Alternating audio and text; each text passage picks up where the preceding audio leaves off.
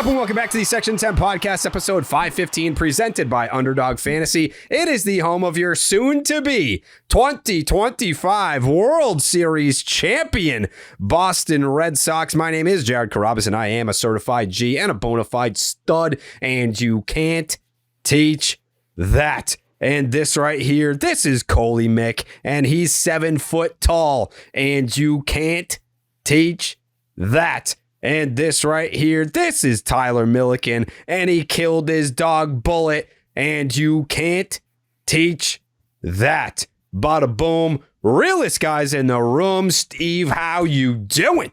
Ooh, what up, Section 10 in the building? In the mother fucking building. Presented by Blue Moon. Suck one. Produced by Jake Yazzie. Fuck yeah. You know what? I want to lead off with a little bit of an apology. I want to lead off with an apology to the great listeners out in the 10 land. It's been a while. You know what? It's entirely Tyler's fault. Like, he got sick, which, by the way, I'm sick, still here, just powering through. Tyler was sick, and I was like, I don't feel right doing the 10 without T-Dog. You can blame me. So it's not even Tyler's fault. Tyler was sick, and then I said, I don't feel right doing the 10 without T. Yes, Tyler. At that moment, I Wait, shut up, Coley. Oh, I just wanted to say that's big of you, Jared. Thank you, Cole. I appreciate that. Listen, Steve. Was Tyler sick?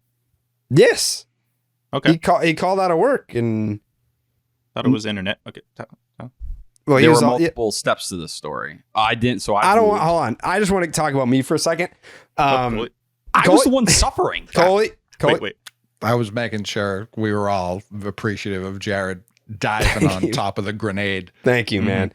Thank That you, was because clearly aimed right at Tyler. I don't know if you guys noticed this, but whenever there's not a show, I get blamed immediately. It's like Jared prioritizes baseball is dead over Section 10. It's his fault. It was entirely Tyler's fault, but ultimately it was my decision to say, hey, we're not doing a show without him. So it is on me. I lead from the front. I'm the reason why we didn't have a show last week. Well, we did. Steve? Can we hit the applause for you, Jared, for really taking this? I don't think that that's necessary.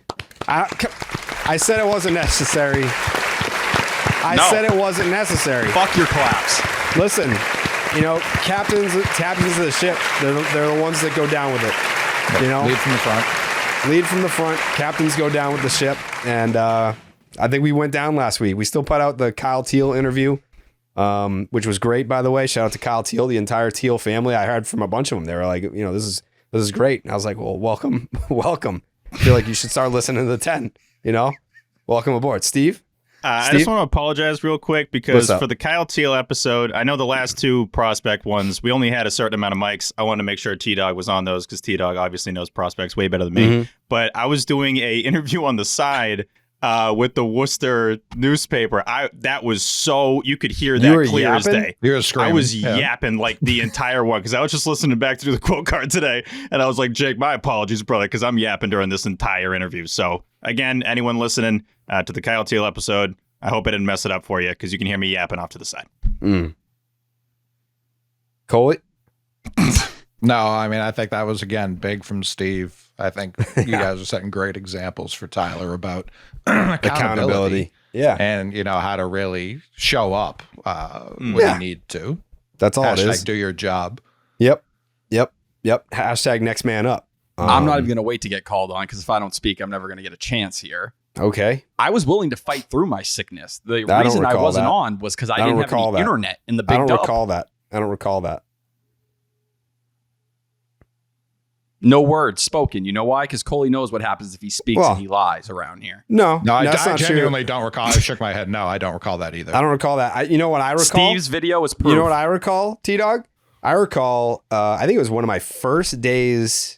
I think it wasn't the first day. It was the first week I think I started on a Monday and it was that Friday, my first week blogging full time at Barstool.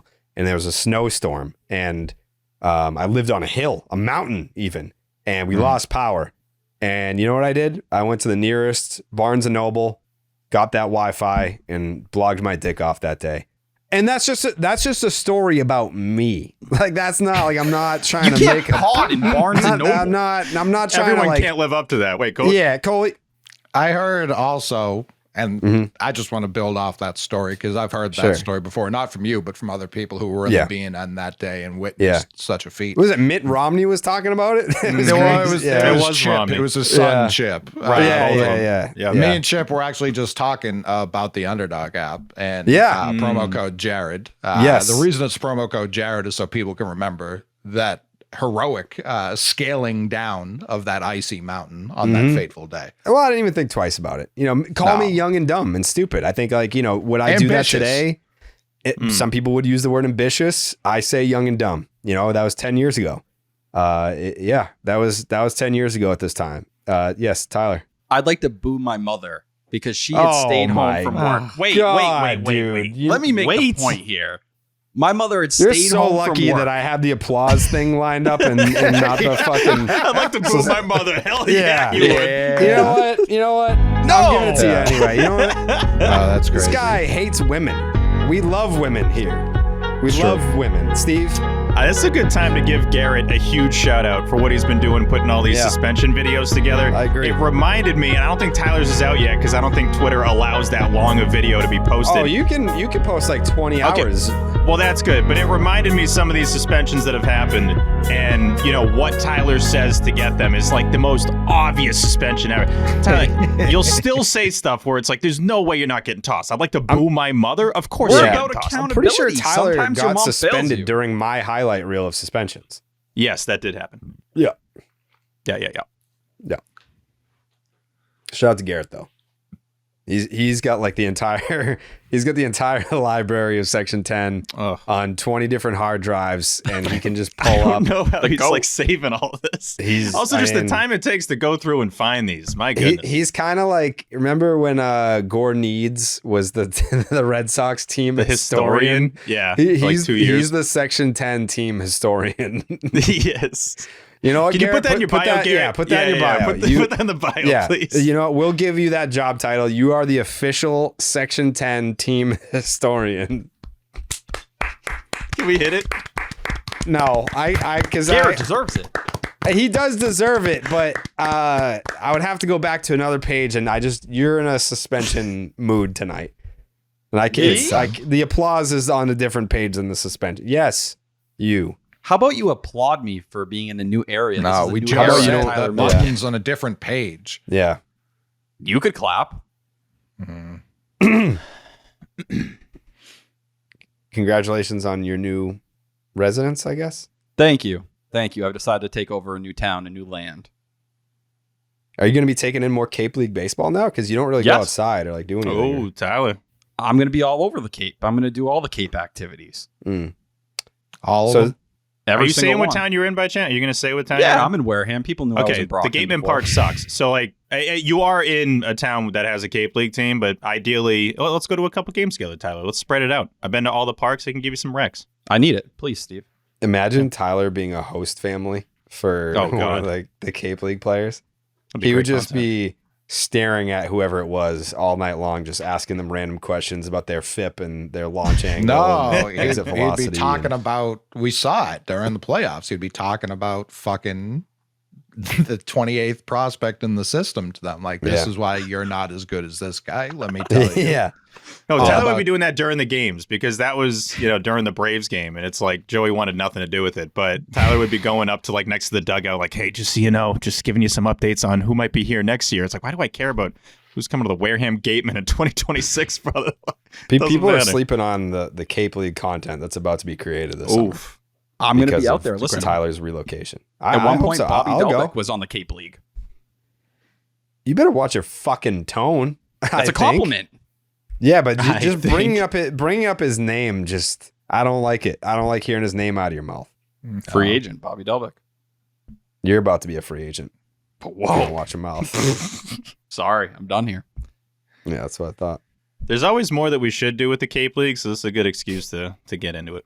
Yeah, it's always a good excuse to get into the Underdog Fantasy app too, though. Mm-hmm. Yeah, it's the greatest time of the year. Again, football's back.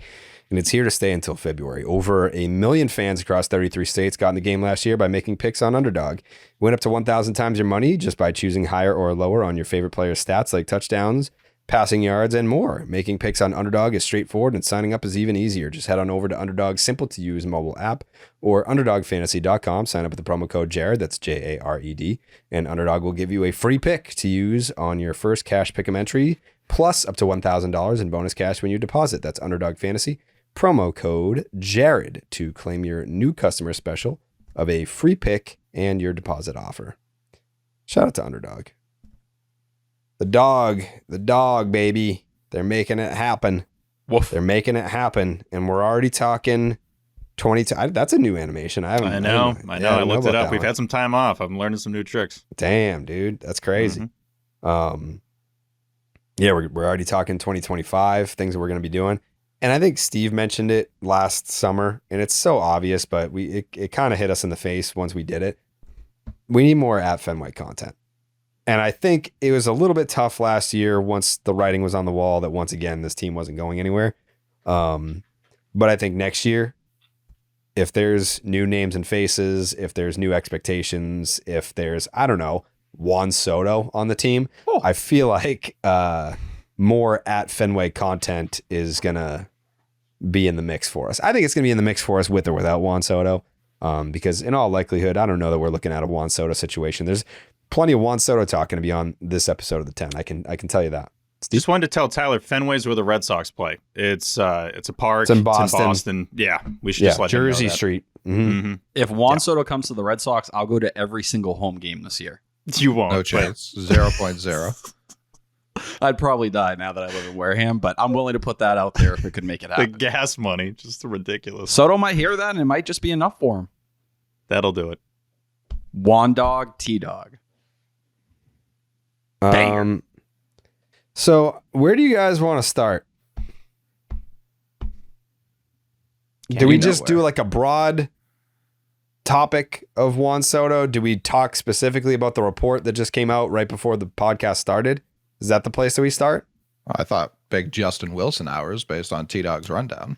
T-Dog's rundown has Nick Pivetta turning down the qualifying offer as the lead story, followed by Justin Wilson being signed by the Red Sox. That happened after the last time we recorded. I understand that it happened. Yep, I totally definitely get that. happened. Yeah, no one's questioning the reality of the situation. If we could do an hour on Pivetta, that'd be great. If you want to get that going right now. Good work, Craig Brunson. Yeah, this is definitely why people are tuning in after like 2 weeks of not having a live recorded episode. People are like, got to get that Justin Wilson talk. Like, that's why I'm here. Shout out to Jeremy real quick. He's already got an OOC post up from this episode. He is just on top of his shit at all times. I mean, if Tyler isn't voted 100%, then I don't know what's going on with our listeners. There's no one faster. There's no one better. Yeah. I mean, like, can I shit on Tyler for a second? Me? Oh, that would be so out of character. I don't know that I could stand for such. Well, if he said me, like it's Tyler O'Neill or something, like let me just rip on T.O. real quick. So I'm not gonna shit on you, T-Dog. Yep. I'm not. This is constructive criticism because I think you can't give any criticism on here because you fucking ruined Red Sox Twitter. Every single fucking person now uploads a video of them giving a take for about 2 to 3 minutes. Every Red Sox. Can I address that? Every single one. Can I address that before I give you your criticism? Yes. Okay. So for anyone that's listening now, and they're not sure what Tyler's talking about, I said he is a vibrant personality on this podcast, and he is. He's interesting. He's funny. He's knowledgeable. He's all those things. But on Twitter, he's AI. He's just regurgitating other people's news reports. And I was like, you need to bring your personality from the podcast and bring it to Twitter. And he's proved to be coachable because he's making videos. He's taken the advice. And the issue with that is that other people have taken the advice, but I wouldn't give them the advice that I would give to Tyler. Like my advice was specifically catered to T-Dog. There are certain people that are now making videos where it's like, sure, go for it, but like you almost like need to I don't know, this is gonna sound mean, make people care about your opinion first. Like people care about Tyler's opinion. Like I would give other people advice where it's like build up your platform first to where you're someone that people seek out their opinion. But with Tyler, it's like give people that opinion. They want it. They need it. My constructive criticism for you, T-Dog, 5-minute video is outrageous. I mean, so long. You got to tighten that shit up. And I understand, like I have, like if I've done like a State of the Nation video, I would say 3.5 minutes is probably like my longest, but I'm even editing those videos to where like I'm talking about tweets and I'm talking about stuff and I'm like making images pop up. So at least it's not just me staring at a camera. 3.5 minutes is probably the max. 5 minutes. And now you're almost having a manic episode. Like, it kind of did look like that. Yeah. I'm not going to say who it was, but I even had a Clark's Ketchup Series MVP voter and be like, is Tyler fucking kidding me with this 5-minute video? No. Yeah. And I'm like, he's like, I tried to listen the first minute and a half. And then after that, it just becomes rambling.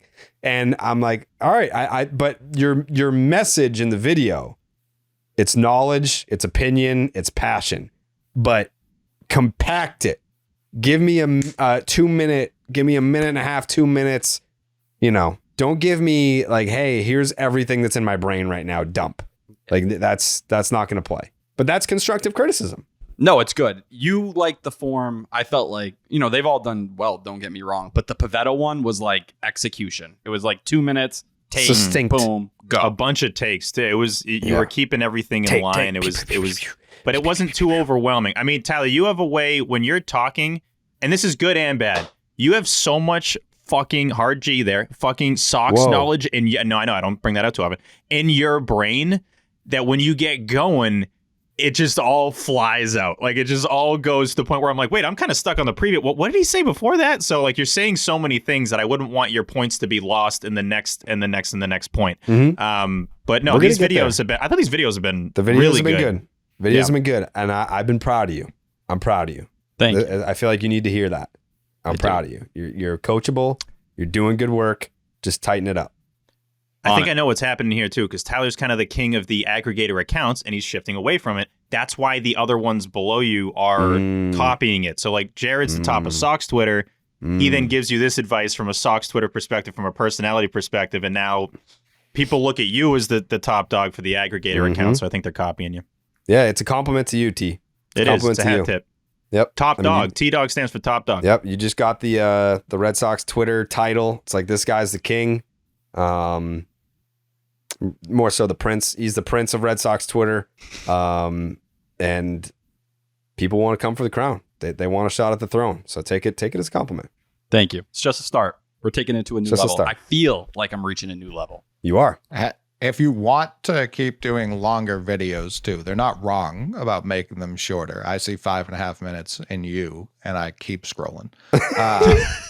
But if you want to make videos whatever length, do it the way you consume content, which is go to YouTube, download like 7 hours of Minecraft, and make it brain rot, and just have you on top rambling about the Red Sox and some fucking cube pickaxing away at sheep and shit, whatever the fuck that happens. Subway Surfer underneath.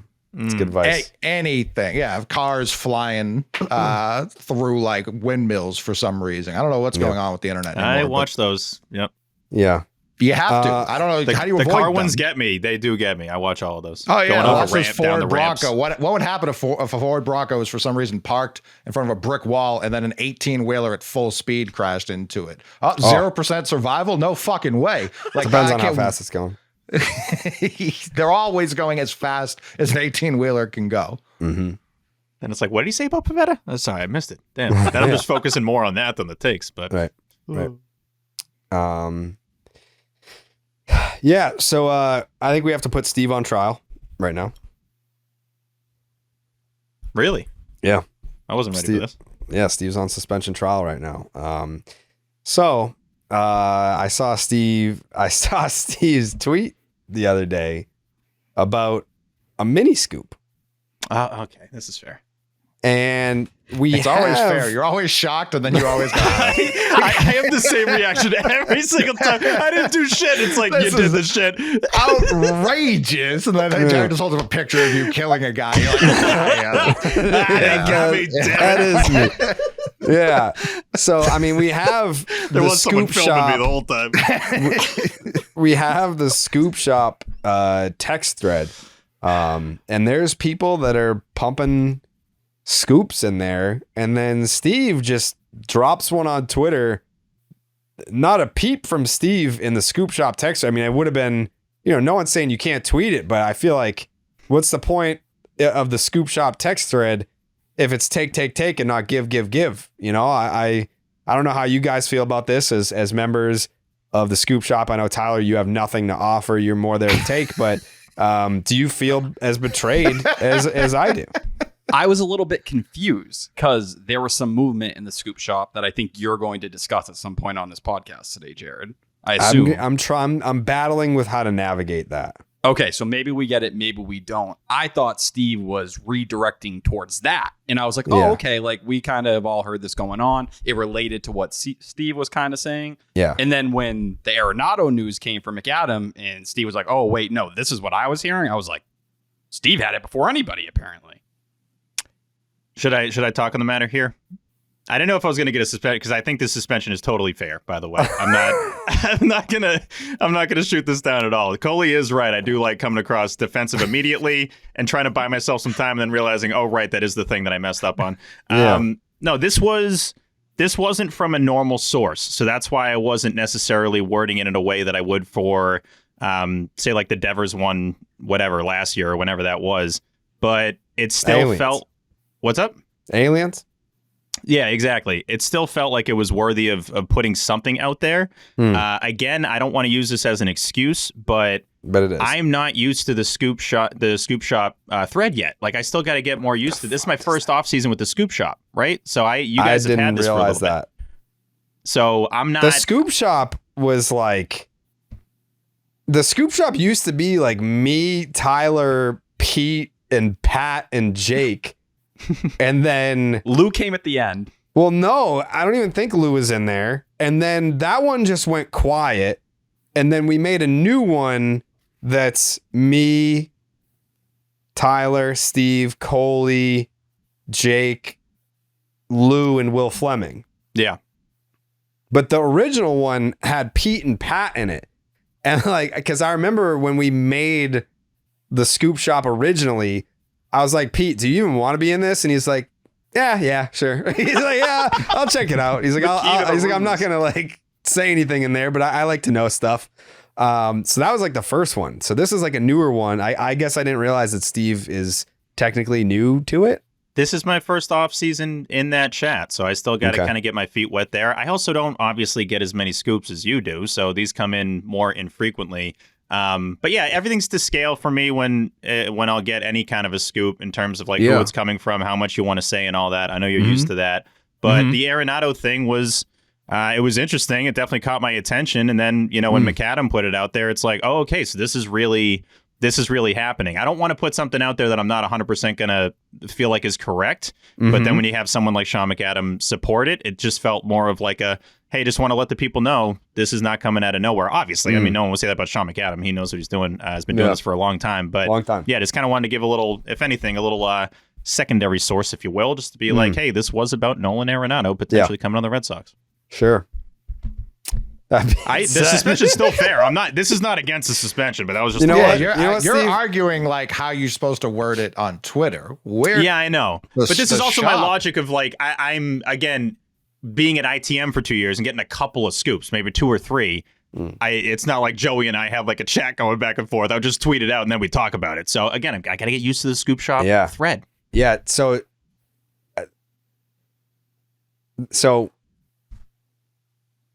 let me ask you a question. Yeah. What do you got? Is this ever going to happen again?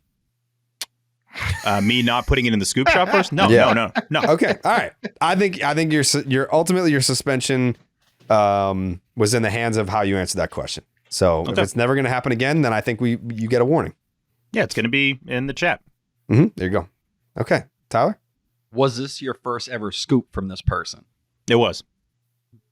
Or That else I would have been changes more specific, more, feet down on it. But it was good. I mean, seeing the McAdam report, because will we get into Arenado? We're going to talk about Arenado at some point. I don't know. I think we're going to talk about all of it.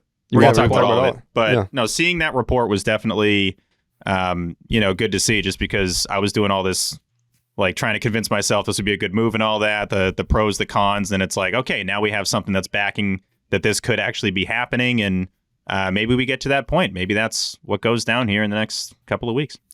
Yeah. And to Steve's point, there's nothing worse than hanging out there with a bad scoop that is immediately proven wrong. I remember Dan Katz, when Ime Udoka was immediately like weirdly suspended and there was no information, texted me and he was like, yeah, the whole team was lying about COVID and he's going to fall on the sword. And I was like, he told me where he got the information. I was like, that makes sense. And I tweeted it out and I said with the caveat, if this is wrong, I'm going to throw this person under the bus.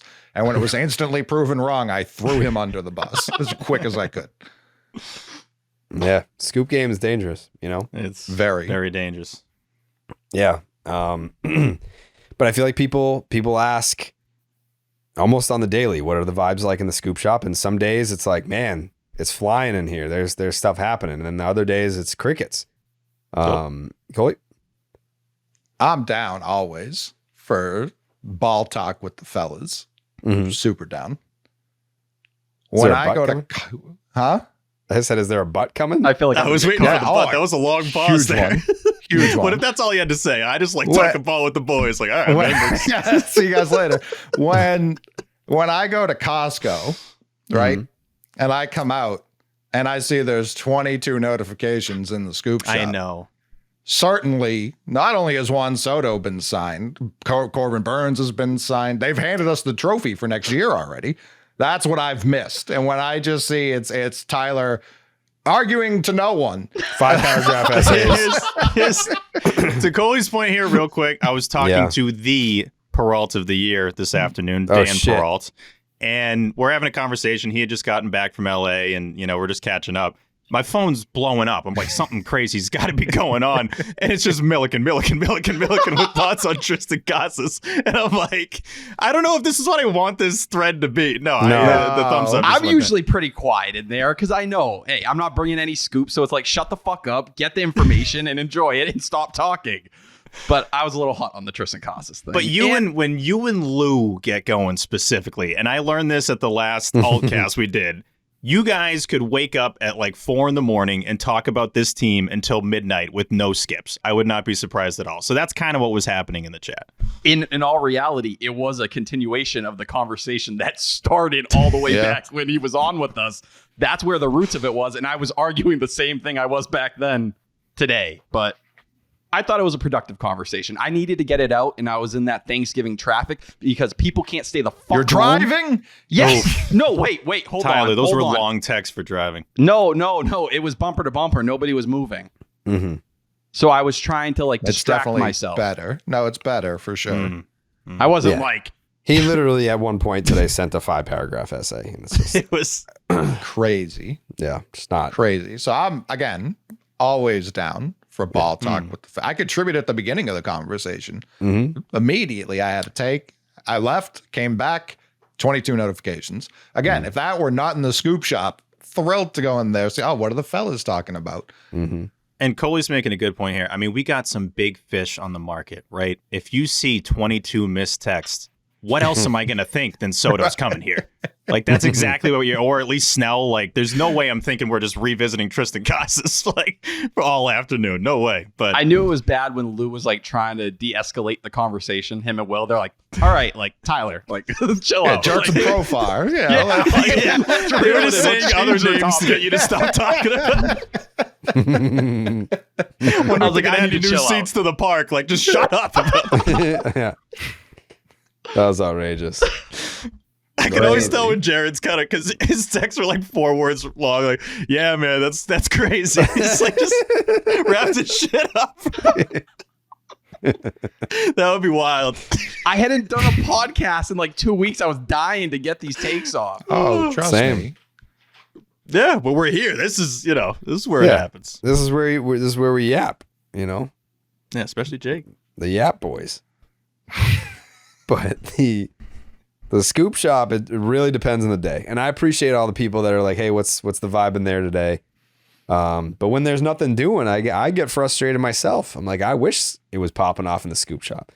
But, things will pop off in there, like with Juan Soto and other free agents and guys that are already on the team, stuff like that. And I understand it's frustrating that we can't share everything, but some of it we can. Like some of it we can talk about the scuttlebutt. But I think what's crazy is some people are like, they know that the Red Sox are signing Juan Soto and they're just waiting for it to come out. It's like, brother, it's not happening that quick. Like I can't tell you when Juan Soto is going to sign. Like I know like Shohei Ohtani signed around like a week from now or whatever, but he's not a Boris guy. Like Bryce Harper didn't sign until late February. Like every player is different. League-wide collusion. That was certainly different. At Soto, what I do appreciate about Soto, McAdam keeps trying to like move the signing date up, but he's not committing. Like I think he's signing this week. Like I don't think this is gonna. Because McAdam a couple weeks ago said if you don't give baseball guys hard deadlines, and we've seen them with lockouts, like they don't even care about hard deadlines all the time. If you don't give them deadlines, they will let Bryce Harper and Montgomery and Blake Snell sign super fucking late in the process because they don't feel the need to rush any of this shit. Soto being like, hey, you're going to come fly out to me. Offers are in next week. And then I'm deciding. Like, I don't think this is going to go much longer. Yeah, it seems like passing even back to his offseason primer. He was hinting even then. He was like, I think it's winter meetings the latest. As Coley said, McAdams like, I think it could happen the first week of December, but they're all predicting this winter meetings is going to be, closer to the Strasburg Rendon year where you're going to get a bunch of these major signings. You might get Soto right before or right at the start, and then it's going to be like an avalanche. Everyone's going to start coming off the board. And I think that's why you're hearing all these other rumors with the Red Sox right now, because it sounds like pivot plans. We're going to flip and look at the two starters, or we're going to go to Willy Adames or whatever. It seems like you're kind of hearing both ends of it right now as they look at, how things could play out. So now we can talk about the Heyman thing. Literally right before we came on, John Heyman tweeted a story titled Red Sox Stepping Up Efforts in Soto Derby. They're stepping up their efforts. Inside, the Red Sox are increasingly seen as a legitimate contender in the sweepstakes for the generational slugger, as word is they are stepping up their efforts to lure the superstar hitter away from their historic AL East nemesis. Sources say the Red Sox are attempting to sell Soto on his fit in Boston, a fit both at Fenway Park and within the history. There's so many fucking pop-ups on this website. Within the history of the franchise. So this is coming off the Hector Gomez report today that the Red Sox upped their offer in money and years. Same day, a few hours apart. And which Ken Rosenthal essentially disputed today on Foul Territory, saying like there's a lot of information out there. The only thing you should really look at is the teams involved and those first offers are out there. Anything else, more offers will start next week. So it sounded like he was almost kind of pissing on Hector Gomez's report. He pissed on him? A little bit. Yeah, he pissed on him. Couple drops.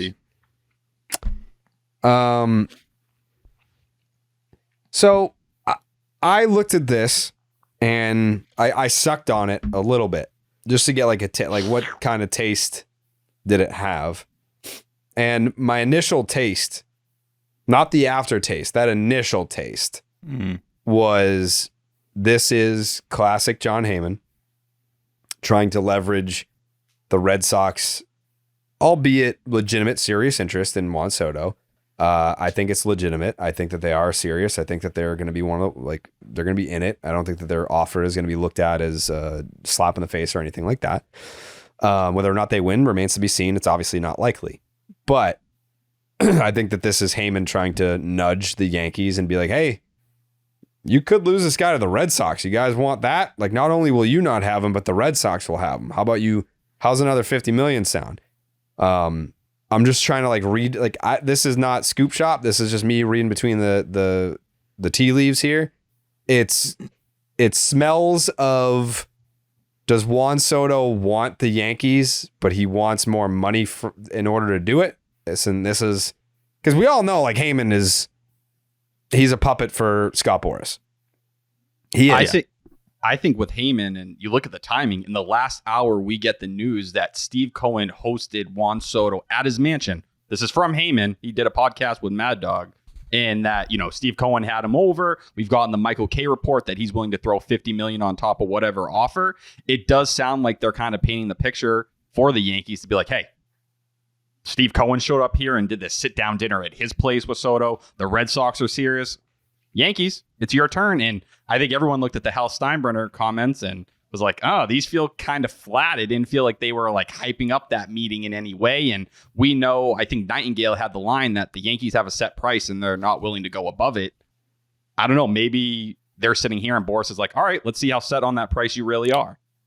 The leverage angle makes no sense to me. I understand the Heyman-Boras connection for sure, but everyone in the world, like, the leverage is Juan Soto. You don't need the last year when Morosi had fucking the nation of Japan descending upon Toronto for the Shohei Ohtani greeting. That changed the Dodgers offer $0. Like, that had nothing. It changed nothing. These are generational players. These are not Jordan Montgomery, who was reported to be standing outside Fenway Park with a boombox all February, begging to play for the team. That was obvious leverage. I don't buy, like, again, Steve, we know the Mets are involved. That's the leverage. Saying the Red Sox are getting serious, I'm not trying to, like, set people up to fail here. Yeah, no shit. I don't think that's correct. David Ortiz has said the same thing. We've heard it from other sources that just aren't Heyman. To me, I read it like, why wasn't your first offer more serious? If I'm going to be pessimistic about it, why are you already upping your offer? That's the round conversation here, though. We know there's going to be at least another round where people are going to have to put more money on the table, if not another round beyond that. So, like, are they just setting the stage here where Boras is like, all right, let's start to kick it into another gear. We have the next round. We want you hyped up going into next week. Then we'll, probably push that button one more time to get those final offers on the table.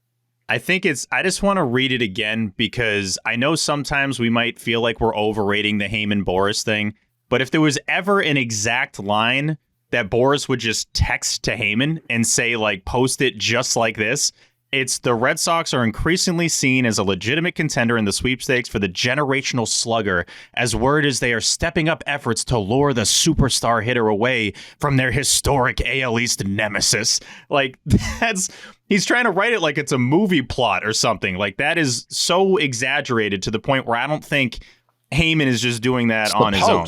It's literally the New York Post. They made, like, fucking Jason Kelce's wife did her podcast today, and they were like, she swears near her children. Like, they make her out to be a Disney villain. Like, that's the Post. That's not just like, I get what you're saying. They all know that. Like, they know the teams that are in it. The Blue Jays, no one cares about at all. Like, that's the team where no one would believe anything. Yeah, he's writing to a New York Yankee audience. Like, yeah, that is how he has to write it. I still expect that Boras would do this stuff, though. Like, he's so used to doing it that I think he's like, oh, this is the part of the time of the offseason where I send this over and he tweets it. You're not wrong, Coley. I mean, this is Juan Soto. You shouldn't need, like, some extra, oh, wait, the Sox are going to take our guy. It's like, no, what your number is what your number is. It's not going to be just because there's interest from other teams and one of the greatest players ever. It's Soto and the Mets are already involved. Like, you don't need the Red Sox. It doesn't make any sense. Yeah. I go back to this because I know I got a lot of shit for, I believe the phrasing was, I feel good about the Red Sox signing Xander Bogaerts. Like, I didn't say, like, breaking news, the Red Sox have signed him. I said, I feel good about it. On December 7th, 2022, John Heyman tweeted, Red Sox are in heavy discussions with star shortstop Xander Bogaerts. He signed with the Padres the next day. Yeah, we know that was true, though. Yeah. But, I mean, consider the source and what did it accomplish? We knew, what did it need to be reported that the Red Sox were negotiating with Xander Bogaerts? Heavy discussion. I mean, it's about how you value the words, I guess. Did we think that the Red Sox were just going to let Bogaerts walk without even negotiating with him? They were just going to be like, yeah, we're actually going to pass on this. Yeah, I think it's the implication of how it was delivered. It's how heavy do you want to weigh Nightingale saying that, he doesn't consider the Dodgers in it. He thinks they're in there partially to run up the price and put pressure on Teoscar If you look Hernandez. on some sports books, the Dodgers are not even close to having the same odds as the Yankees are still considered the favorite. But yeah, the Red Sox have significantly better odds than the Dodgers. I think for Scott Boras here, you just know he's trying to set every record imaginable. So more pressure he can put on anyone here, specifically the Yankees, who I think a lot of people look at it. Hey, you miss out on Soto. That window's closing extremely fast. I think it's hey, we're going to just push everyone to their, we know Cohen's going to go crazy, but hey, we can push the Red Sox and fluff them up, even if they are trying hard. And I think everyone here believes they are trying. I think anyone saying at this point, this is a PR stunt or whatever, you sound stupid. But I think fluffing it up in any way possible, that's what Scott Boras wants. He wants us to be everyone watching, everyone panicking, everyone kind of looking at this as this is the white whale. This is the thing everyone should pay attention to. And this just only adds to the drama of it all. It is. This is a historic free agency across sports, not just baseball. This is a historic player hitting free agency at a time. Shohei was 30, going into his age 30 season when he was a free agent. It's so, I understand he pitches too. It's so different with 26-year-old. Huh? With the elbow. Yeah, sure. But this is when A-Rod signed with the Rangers, there just wasn't as much technology. You couldn't be glued to it every second of the day. You didn't get reports. At least I don't remember reports of him meeting with teams, this, that, and the third. He just ended up on the Rangers. This is one-of-one type shit. He should be selling it like that. These teams, the 4 teams that are involved, all know everything. They know all the cards. I don't know that the media needs to be involved for Hal Steinbrenner to be oh shit, yeah, we should sign Juan Soto. That doesn't make any sense. No, there shouldn't need to be any extra boost, and I do think it's just Boras, continuing to press all the buttons he can, especially after how last offseason went. He's I'm not going to forget to do any of my go-to moves here heading into 2025. But I would wonder, they mentioned the DR stars and selling Soto on that. And Tyler, maybe you know the answer to this, but I am very curious of the exact contact that Papi and Pedro have been in with Soto, because I feel like a lot of people have talked about it and just assumed. And I posted that Pedro thing from the BR show I did, but again, this is you would assume as much that David Ortiz and Pedro Martinez want Juan Soto here. So the fact that they're saying, oh, he's coming here, we've had some folks in the DMs being you think this means they have inside info and all that? It's no, they want a fellow Dominican Republic legend to be playing for the Red Sox where they made their career. But even having said that, and Papi missed the meeting apparently because he had, his father had health issues. Yeah. But even having said that, I would be very curious to know exactly, because I'm sure they got his number. I'm sure they text a decent amount, I'd imagine. I want to know. Yeah. Well, so there you go. It's that. We know that the Sam Kennedy phone call, which he didn't want to say in the moment, was about Juan Soto in that Michael Silverman article. Ortiz confirmed when he was doing all his media spots recently, that was about Juan Soto. That's the guy he was talking to. And, when he didn't make the trip the night of the meeting because his dad hasn't been feeling well or whatever it was, he was with Soto's mom and brother, I believe. And they were laughing at the fake reports that were going around. And, Ortiz is talking about Juan Soto's mom. It's that's my girl. Legit. That's what he said. She makes me oxtail. We're super close. All this different stuff. And it's all right, Papi's I'd be his godfather if he came here, all these different things. I think it's been pretty, apparent at this point. Papi's made it clear how close they are, the conversations they have. So that relationship's there. How much can you stir him one way? Papi also said, listen, it comes down to dollars. I'm not going to be the reason he comes here, but I can try and tell him why it's serious. And I think what you should take from him, a guy who's criticized the organization as well, Pedro Martinez, for not being the Red Sox, he goes, no, they are being very serious. They are about this. I've spoken to John Henry about it. I think that's the stuff you kind of grab to in this conversation. I think there's two sides of it, though, because I would want Papi and Pedro to be giving Soto their best pitch possible.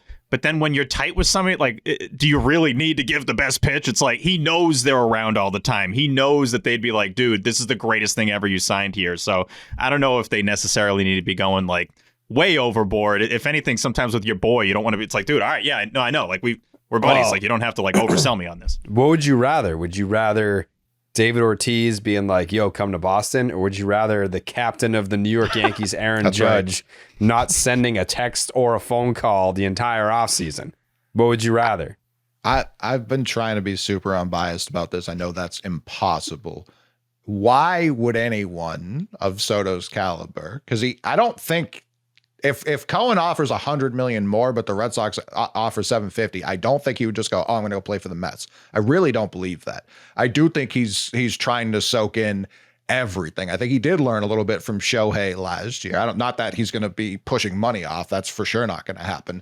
But in terms of like, oh yeah, who do I want to play with? Even if it is 5 years with an opt-out, 4 years, who am I going to contend with?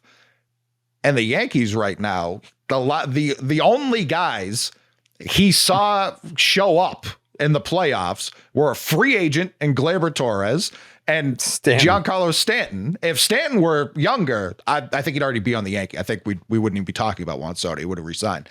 Aaron Judge, he must fucking hate. Like I don't know why he would like Aaron Judge.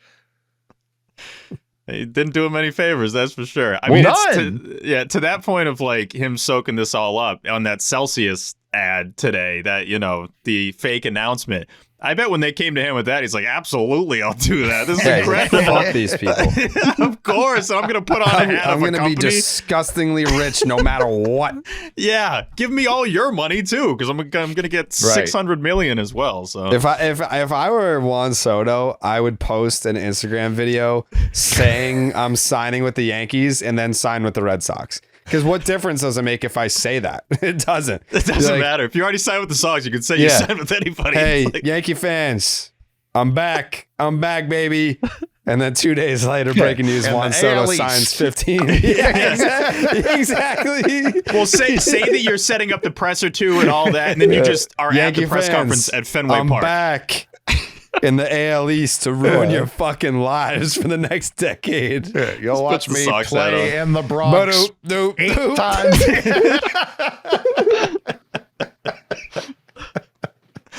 might, I mean, you joke. He looked very happy in that Celsius ad. Like, he might do something on top of that that's a little crazy for the announcement, so we'll see. That would be so fucking funny. Yankee fans. They have a partnership with Roush Fenway Racing, right? Wasn't that going around today too? I guess, yeah. I'm not trying to connect. Yeah, that was like, Shohei's going to sign with the Red Sox because New Balance is in Boston. The fuck? I will say, though, I think the Hal Steinbrenner thing, and it was in McAdams' original piece, Soto was apparently impressed with the future, what the Red Sox were kind of showing them in terms of what's going to happen the next 5 to 7 years. That was part of the Silverman piece as well, about agents, you know, kind of being impressed and hearing and be like, wow, the Red Sox really are set up in this kind of 5 to 7 year window to do some big things. It's like, all right, well, you know, the Yankees can't offer you that. And he's asking the Yankees to kind of give them hope, give him a reason of why he should be there. It's like, well, when you get to 30, 31, you know, even out of your prime, Francisco Lindor at that point, 6-7 years from now, he's going to be 37. Aaron Judge is going to be 40. It's like, come be with Rafael Devers. He's going to be 33. He's going to be right next to you. He's going to be 34. And then you have the big four behind him. Roman Anthony will be 27 when you're 34. Like, Roman Anthony will be entering his prime when you're kind of going out. Do you care about stacking rings? Like, you want to be the guy, right? Well, you can come here and there's another wave. There's going to be a core behind you that can support you once maybe you're not able to play left field anymore and you're a DH. I think the prospects are important. I think they're a piece of the puzzle. But he's a major league player. He can only care so much about double and triple A guys. Yeah, 100%.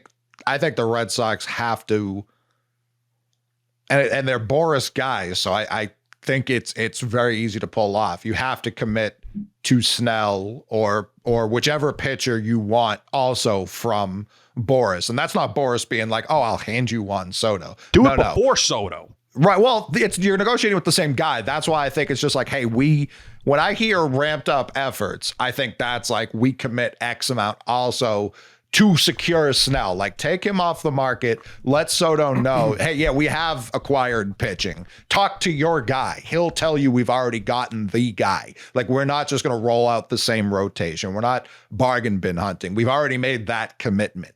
Our commitment to you is still relatively the same. And one thing with Soto in this kind of regard is that I genuinely don't think he cares like where he plays. Like, I understand that that's not fully accurate, but more just in terms of how he's carried himself at these places. He's looked like he's had the same amount of fun with the Nationals, Padres, and Yankees. He just loves playing baseball. He's really good at it. He gets on base more than anybody in the world.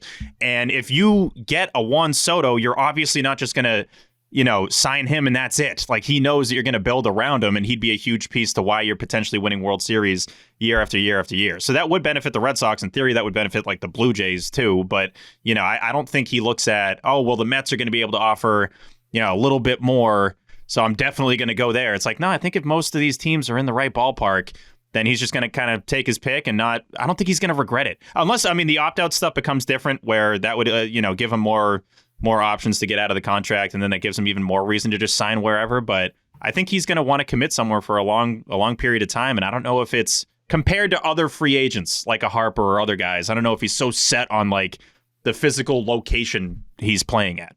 Imagine being the Blue Jays and be like, you want to play with Vladdy Guerrero Jr. and Bo Bichette. They're not going to be here in a year. There's a good chance both of those guys are gone. Imagine that being your selling point, the guy that you would be matched up in the middle of that order for the next 7 years. That's why if I was the Blue Jays, I'd extend Vlad Guerrero today. Well, that was the team that I was told to look out for. An extension? No, for Soto. That Toronto has a real shot? Yeah, when was that they will like go above and beyond financially. Yeah, that was the team that I was told to look out for. They have all the money in the world to do it. And after being embarrassed by Ohtani, but I just think from a roster standpoint where they're at, it's like Ross Atkins, Mark Shapiro, those guys, like they're probably going to be out after this year. Like they are at their very last leg. I agree. I think that's it. And Vlad Guerrero. You got that's like if Soto comes there, I think it makes the Guerrero negotiations easier. I don't think you do it first. I think you do it after. Not like those guys will talk. Like David Ortiz isn't the only person with Juan Soto's number. Yeah, that would be great if it was, though. That'd be super helpful. But I'd look at Vlad Guerrero almost in the light of Snell to some degree when it comes to the Red Sox. It's like, if you want Soto to come where he knows he's going to have a guy with him, a friend with him, like you better make sure Guerrero's there. Now you can say, hey, well, Soto's here. Now you want to stay, right? Okay, it's 1 year to free agency. At that point, if I'm Guerrero, why would he sign now without Soto, though? You're going to have to break the bank. For a first baseman, that's going to make you extremely uncomfortable one way or the other. And say what you will. I know a lot of people love Vlad Guerrero Jr. It's been 1 year. A year ago at this time, people were saying, man, he's a major disappointment in a lot of people's eyes. I feel like it's all to scale and I don't want to just like negate what I just said, that he'll play anywhere and they'll build around him, but you still need enough pieces. You need enough guys that are going to be there where it's like, okay, I can see the vision and I could see me still being the main guy here, which I do like to Jared's. Well, Coley's the main guy here. No, of course. But yeah. I do like to Jared's scoop last week, them selling him on being the main dude. I think that does definitely matter. So most teams would probably do that, but, ideally that's something that's appealing to him for the Red Sox. Yeah, what's appealing to me is Blue Moon. Yeah, because some beers can say that they're brewed for baseball, but only Blue Moon is brewed by baseball. Beer and baseball, they just go together, and no beer goes better than the one that was literally born in a ballpark. Blue Moon is created at Coors Field in Denver, Colorado. It's the natural choice for opening day and all season long. I'll be having a bunch of Blue Moons tomorrow night because it is Thanksgiving Eve. It is a tremendous holiday. Who doesn't love some Blue Moons on Thanksgiving Eve? From its refreshing flavor with Valencia orange peel for a subtle sweetness and hints of coriander, Blue Moon Belgian-style wheat ale is a one-of-a-kind beer that's made brighter. It's carefully crafted and full-flavored with refreshing notes and a smooth, creamy finish. Blue Moon was brewed by baseball to give you a dose of nostalgia and get you excited for the new season. Why strike out with the same old beer when you can get something that is one of a kind? Its bold flavor, bright explosion of color, and iconic orange slice ritual guarantees a one-of-a-kind beer experience that is perfect for spring weather, best served with its signature orange garnish to showcase its beautiful hazy color. A beer this good only comes around once in a blue moon, but you can enjoy it all season long. Bring the ballpark to you with Blue Moon Belgian-style wheat ale. It's a one-of-a-kind every time. Get Blue Moon delivered by visiting get.bluemoonbeer.com/Jared to see your delivery options. That is get.bluemoonbeer.com/Jared. Blue Moon, made brighter, celebrate responsibly. Blue Moon Brewing Company, Golden, Colorado. Also, check out Game Time. Already, took care of some of my holiday shopping via Game Time. Shout out to Game Time. Game Time has a new feature called Game Time Picks that makes getting tickets to your favorite live events even easier. Game Time Picks filters out the fluff to show you only incredible deals on great seats. You don't have to waste time searching through thousands of tickets. Steve, you use Game Time to see the Celtics, yeah? 100%, yeah. I use Game Time all the time. All the time, because Game Time Picks curation makes it easier to save more money on sports, concerts, comedy, theater, and more. The all-in pricing, you toggle that feature and it shows a total upfront with no surprise fees at checkout. Get a panoramic view from your seat in the app before you buy. The lowest price guarantee or Game Time will credit you 110% of the difference. Your purchase is covered with the most flexible customer service policy in the ticketing industry today. Download the Game Time app today, create an account, use the promo code SECTION10 for $20 off your first purchase. Terms apply. Again, create an account, use the promo code SECTION10, SECTION10 for $20 off. Download the Game Time app today. Steve, what time is it? Game time! It's game time. Real quick. Yeah, Steve. You mentioned the night before Thanksgiving and having some blue moons, and I was thinking of bringing the voicemail line back, the voicemail reactions. Maybe the best time to do that is on Wednesday for the night before Thanksgiving. Now, we did that about 7 years ago, and I think we only had like 3 people call in. One of them was me. So maybe that's a bad idea, but I don't know. Maybe we bring it back. We got some good ones, and this offseason we'll definitely try to take more calls from the listeners. Yeah. Could do that. Let's do it. No one said we can't do that. I feel like people have been asking for like an update on like percentage of like where are you at in terms of the likelihood that Juan Soto signs with the Red Sox. I'm kind of right where I was before. I said 17%. Coley, were you 0.001 or some shit like that? I think it was 0.01. Yeah. Which you said was 10%, and then we taught you it wasn't. Have you changed? Yeah, I'm at 100. So you've joined Jake.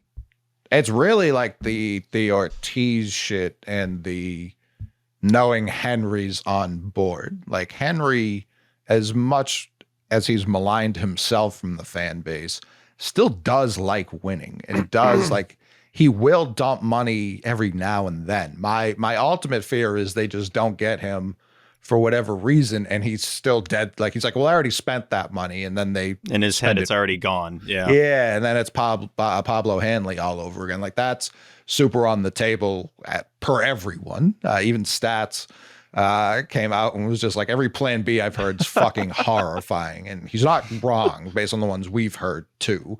Whether or not we all think they're horrifying is a different conversation. But the Ortiz thing, him talking very openly, being like, Theo and John want this guy. It makes a lot of sense. It makes a lot of sense for all the reasons we sat here in September being like, it makes sense to go after Juan Soto. We just had no faith the Red Sox agreed with that. Right. I now have faith that they agree. And you said something that I disagree with. You said, like, I don't think we're going to get him, but I just don't want the offer to be embarrassing. That would be enough for me. That wouldn't do anything for me, because that would be him disagreeing that we have enough to entice him, whether it be money, whether it be serious intent, whether it be the guys, the plan, the overall plan, because I do ultimately believe he is going to go where he thinks he has the best chance to have it all, not just the money. Otherwise, like, he'd go play with the Rockies if they put $700 million up. Well, I think this kind of happens every single winter or every off season. We're talking about numbers. We're talking about potential storylines to happen in November. And then we get to January or February and we look back and we're like, that's crazy that we ever even thought that. Like, it's outrageous. Sure. And we're in November now. Like, there's something about being in the present that it's like, all right, yeah, this is the most legit news. That's like, I believe everything that's happening, but it's almost like every time that you get 2-3 months removed from me, like, why did we ever believe all that shit? Like, why did we ever, like, if 3 weeks from now, Juan Soto signs with the New York Mets for $700 million, we're going to be like, why did we ever think the Red Sox had a chance to do this? Like, why?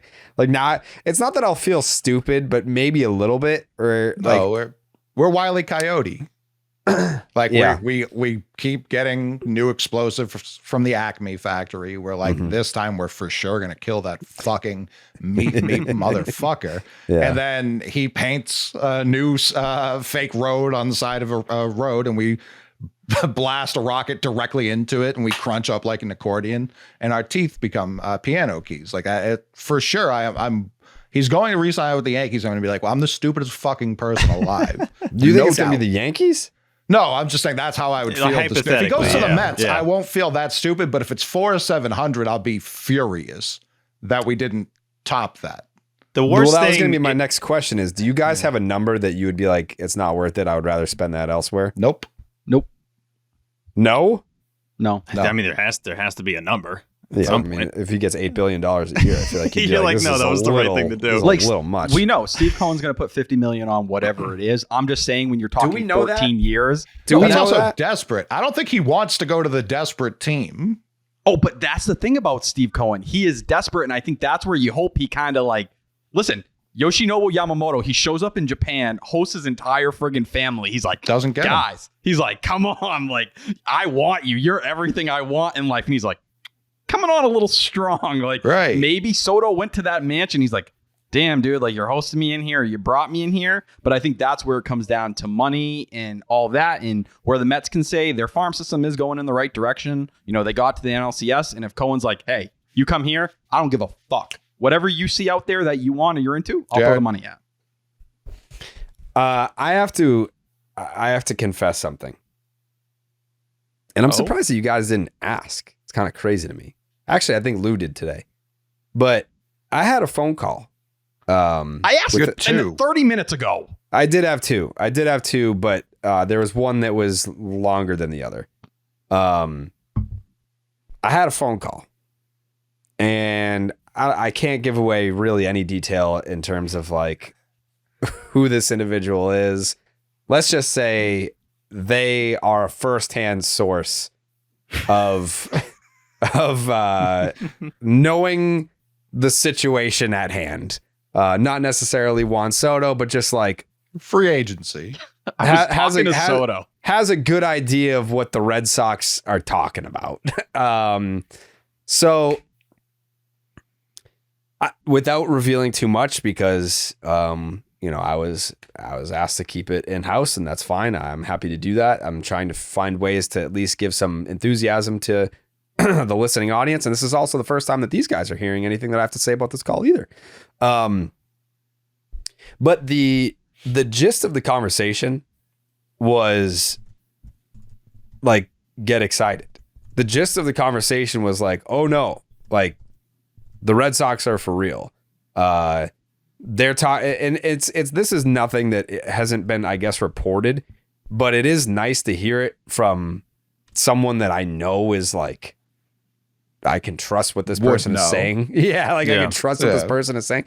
But the idea of just like the Red Sox are talking a big fucking game, like the reports that they're talking a big game, you can kind of remove and be like, no, they're talking a big game. Right. Yeah, so I think that's probably why I feel a little bit better. I mean, and that doesn't necessarily mean anything about Juan Soto. It helps in the case of Juan Soto, because if they're for real about spending, then that's the guy that you fucking spend on. But if it's not Juan Soto, I at least feel infinitely better about them doing something of substance, you know?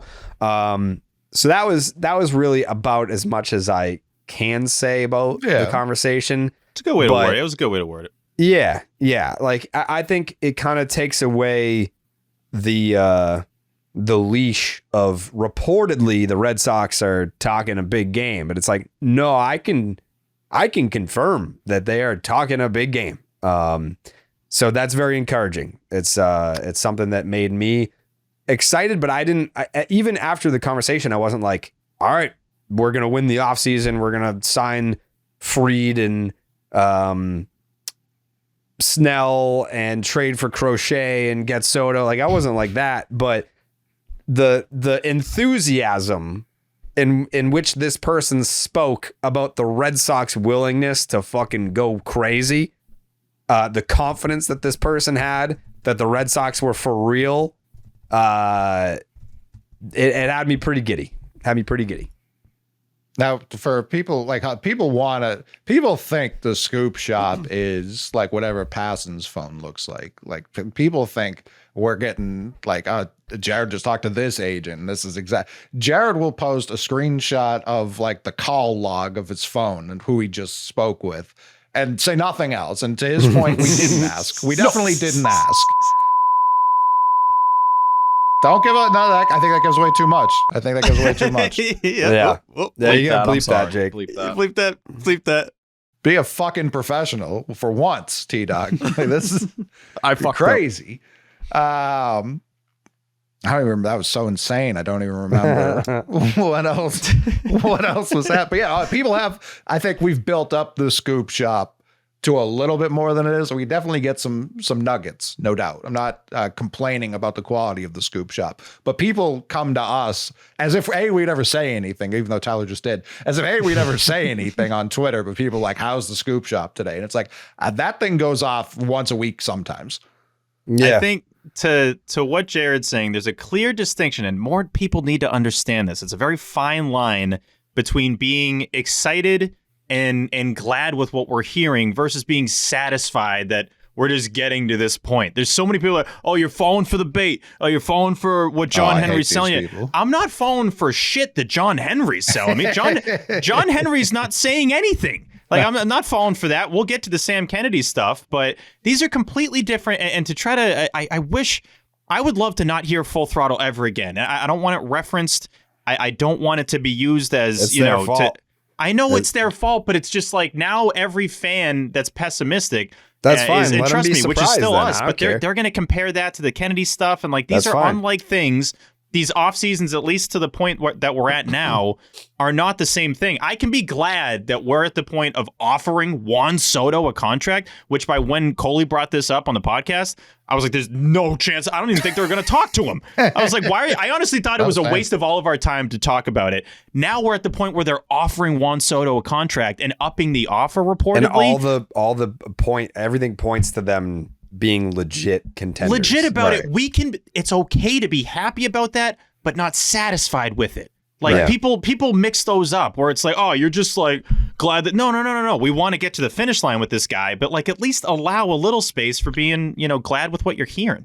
And also like to some Steve said earlier, like we do hear stuff and don't react at all until it becomes public information. And then people are like, oh, you're falling for the Heyman bait. No, I'm not.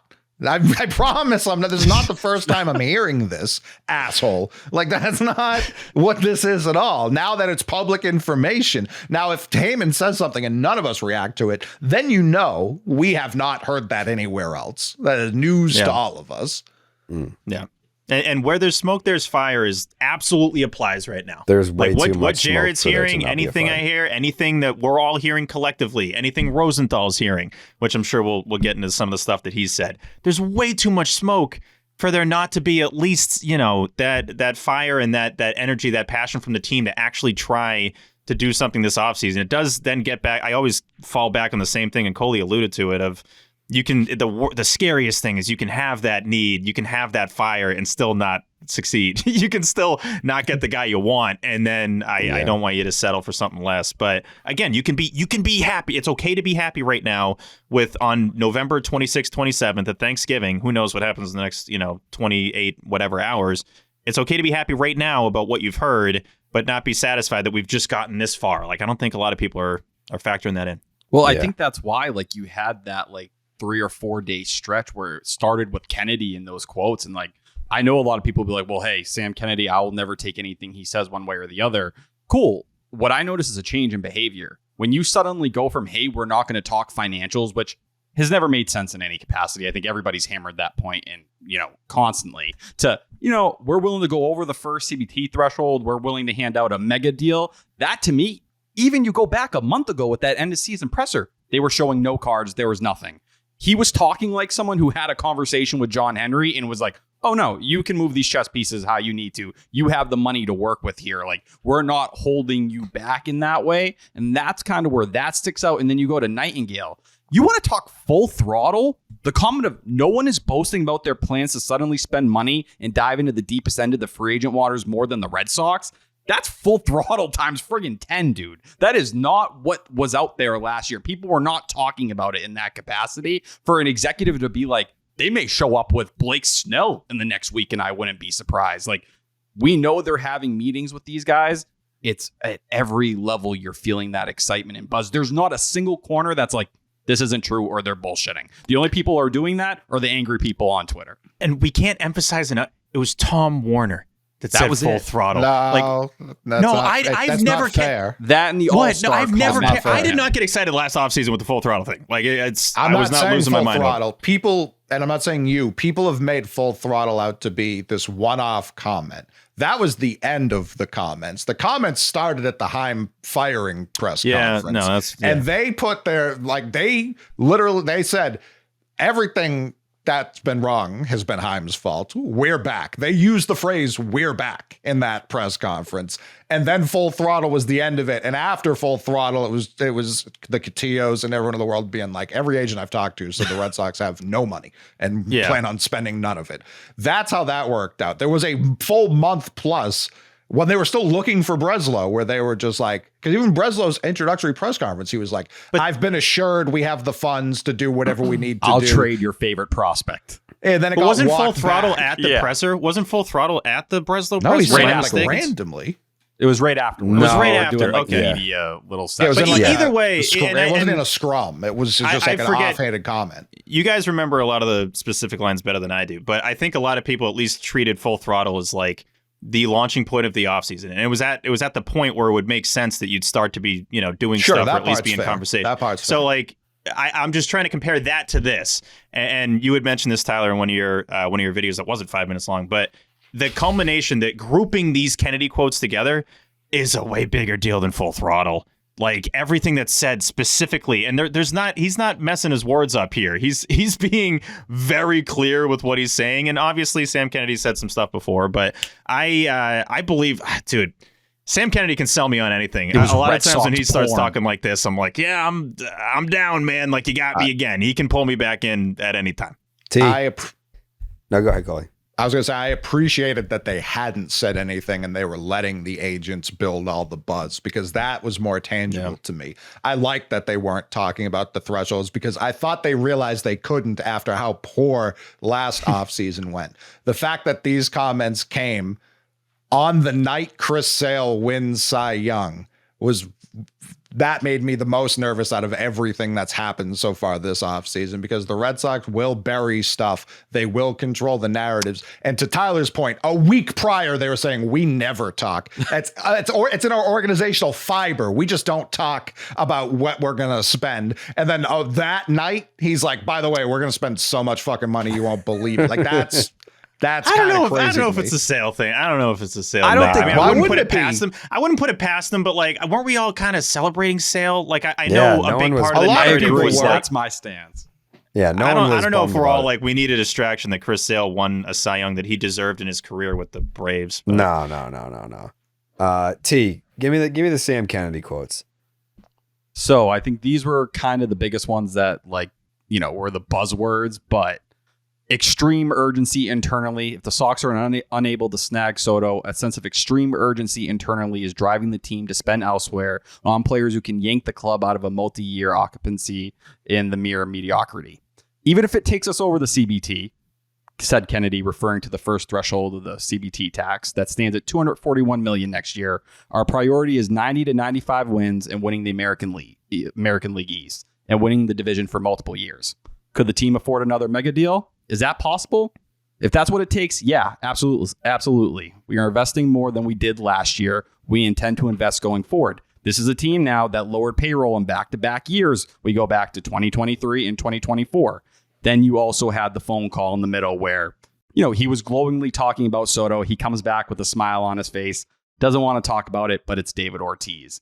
But yeah, those were kind of the main comments. And then David Ortiz went on to confirm that the conversation was about Soto. Right. That's what brought me back David Ortiz. It's always David Ortiz. He's my guiding light in this dark, David dark Ortiz.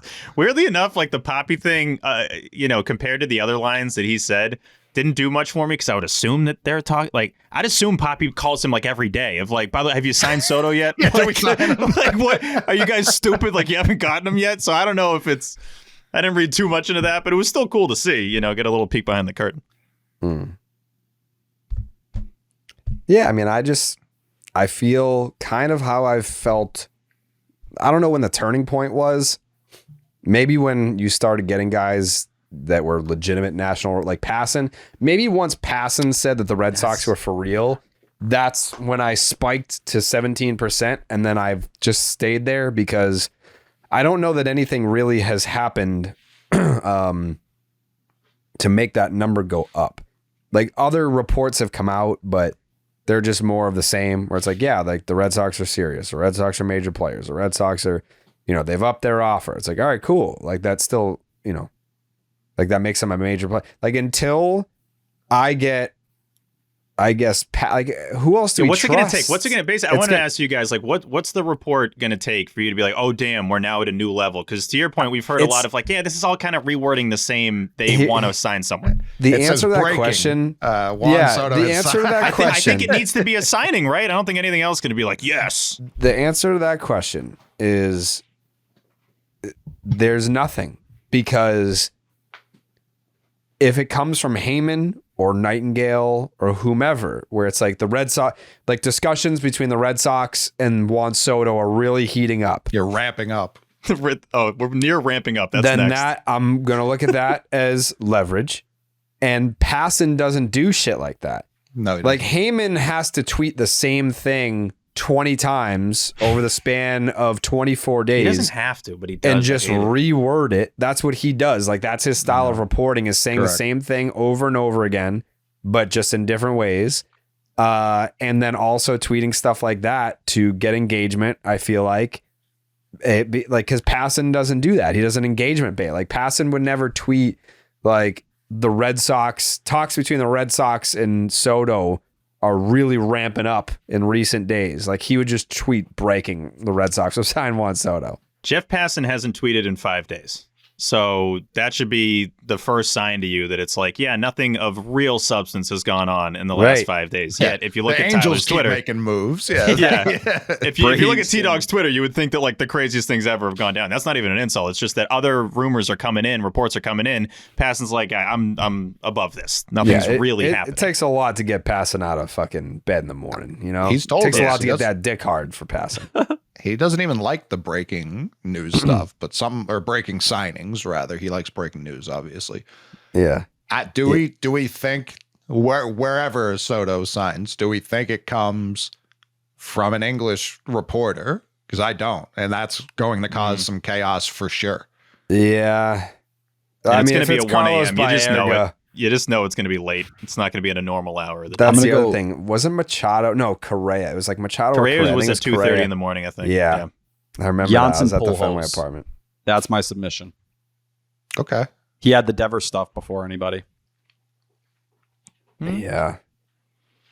And he's one of the guys. There's a lot of misses that happen with a couple of these different reporters, and Pujols hasn't had these misses. Like, say what you will about Hector Gomez, like you had the Manny Machado incident, right? I know people go back to that all the time. Baerga, like, Jesus Christ, he's had so many misses. They've probably outweighed his actual hits. Like, his hits are like Justin Verlander. He had Ohtani going to the Blue Jays, Freddie Freeman going to the Blue Jays. Like, he has a lengthy list of misses. He had Yuli Gurriel going to the Red Sox last year. Yeah, that's true. Yeah, I believe in Janssen Pujols as well. But I think maybe there's something to it being a Boris client that could get a Passan or a Heyman. Oh, Heyman's I wouldn't even I don't know that I would need confirmation if after Judge. He had fucking Aaron Judge the Giants, yeah. Right. Arson Judge. Technically not, yeah. Where do we currently stand on Rosenthal? On Kenny, because I feel like he'll sprinkle stuff, and he had one about Casas that I think mattered. But a lot of the other times, I think it's more we have this. You're booked every week, and you got to say words, so it's just fill it with stuff that's already been mentioned. When he said earlier, no one knows what's going on with Soto, I heard that as you don't know. Yeah, we're looking for you to tell us what's going on, not the others. Yeah, I will give him credit. He was the first one to float that Casas theory that now is being and the double down. everywhere. He doubled down, so multiple it's like, times. Yeah. But he has also, out of the national guys, arguably been the one who slammed Red Sox ownership the hardest on public platforms regularly, just calling them cheap. They don't care about the team. Like, he hammered them all last offseason and into the season. So if he is saying something positive about them, it's not his nature. He is going out of his way and kind of being like, all right, they proved me wrong. Because he's been pissing on them for some time. Yeah, with the Casas one that stuck out to me, because he was talking about, the Mariners again and potentially flipping them over there. And he said, all of these scenarios are the kinds of scenarios I would imagine. And then he paused. I feel even stronger than that. I would feel pretty certain that the Red Sox are discussing. So it's like, okay, that to me was the biggest Casas thing. Because we've talked about Tristan a lot. And, initially what Ken put out there, what Rosenthal put out there, I didn't think was really that strong. And I thought he wasn't really standing on it. This very clearly states, okay, the Tristan Casas talks are happening. Passan thinks that like Fried is in the bag. That was in his offseason primer. He called Fried the exact type of arm the Red Sox are looking to build out their rotation with. All right, so let's explore this Coley take. That if a great take. Coley's take that if you're in on Max Fried, you have to be in on Nolan Arenado to third base. No, that's not the take. The take is you need to be in on upgrading your third base defense. But he's referring to the tweet you put out, and I think that's where most people took it. Like, what tweet it did had I to be put out? Arenado. No, I put out. Oh, yeah. What was the my tweet? My take was you can't have Rafael Devers if you're at third if you're signing Max Fried. Would make sense. What is that, Tyler? Listen, he's had Austin Riley at third base, who is fucking Rafael Devers light over there. Like, he's actually been better than Devers. The only year he was ever even an average fielder was last year. But you talk about what Austin, as a hitter. Credit to Austin Riley. He's done a lot of great things. But defensively, him and Devers are extremely similar players. Like, they're extremely flawed at third base. Sure, I don't think that's a good thing. Like, I don't know why that would be good. Yeah. But what I'm saying saying is the people keep being like the Red Sox. The Red Sox will say this, like, our defense needs to improve. And then you look around the diamond and it's like, who could they possibly be talking about? Like, is it the Gold Glove right fielder? Probably not. Is it like the Platinum Glove minor league winner in center field? Probably not. Is it the 8 outs above average left fielder they had? Probably not. Is it Trevor Story, who's only in the big leagues because of his glove? Probably not. Like, who could they possibly? Connor Wong? Are they this mad? I know I am. I know you are, Tyler. Yes, is that who they're talking about? No, it's Devers. Like, I don't know why. He's signed. Like, if it's a pride thing, get over. Like, have David Ortiz get off the phone with Juan Soto for 5 minutes and be like, "Hey, the people in this city fucking love a good DH." Done. Like, what are we talking about? Tell me if I'm losing my mind or not. But there's been a lot of folks that are alluding to what you're saying, Coley, that Rafael Devers would be offended at being a full-time DH. Why? Like, that doesn't make any sense in any scenario. It was his agent. But from his agent, why though? Because it's I don't know. He already got paid. It's like, right. That's what I'm saying. He doesn't have the same value. To Who do cares? less. And if anything, get paid the same to do what you're supposed to do. Like, that's what you got paid for. Like, you're getting paid a ridiculous amount of money to be a ridiculously good DH. I don't get that if I'm the either. agent, why do I care about that? I'm still stuck on it. I don't get it. I'd fire my agent for that. Get him out of here. You have an easier path, even if this is how they want to say it. Devers has an easier path to the Hall of Fame if he starts being a DH right now than if he keeps wasting his time at third base. Yeah.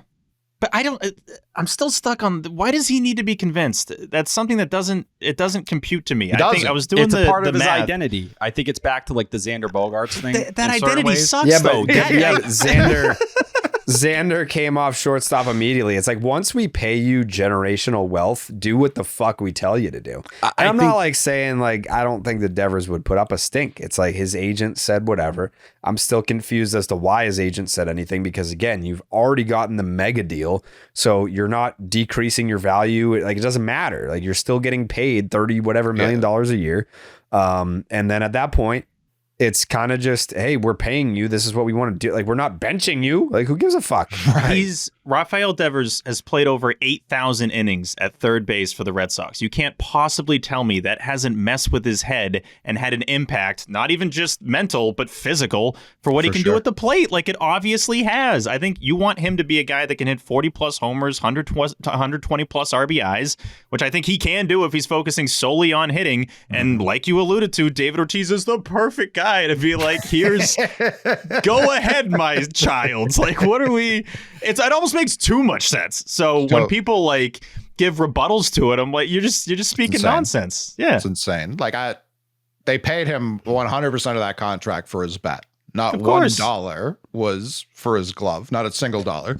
I think what his agency may be saying is he doesn't want to play first, which makes a lot of sense for them because if his better attribute, he's bad at all of it, but his better attribute is his arm, which would be utilized 0% at first base. He's bad at field. He's not bad at throw. He's the face of bad at field. Yeah, like Castillo mentioned today when he was talking about this, that he believes Devers would have an issue. He thinks I'm illiterate. He would have an issue. He would be upset with the decision.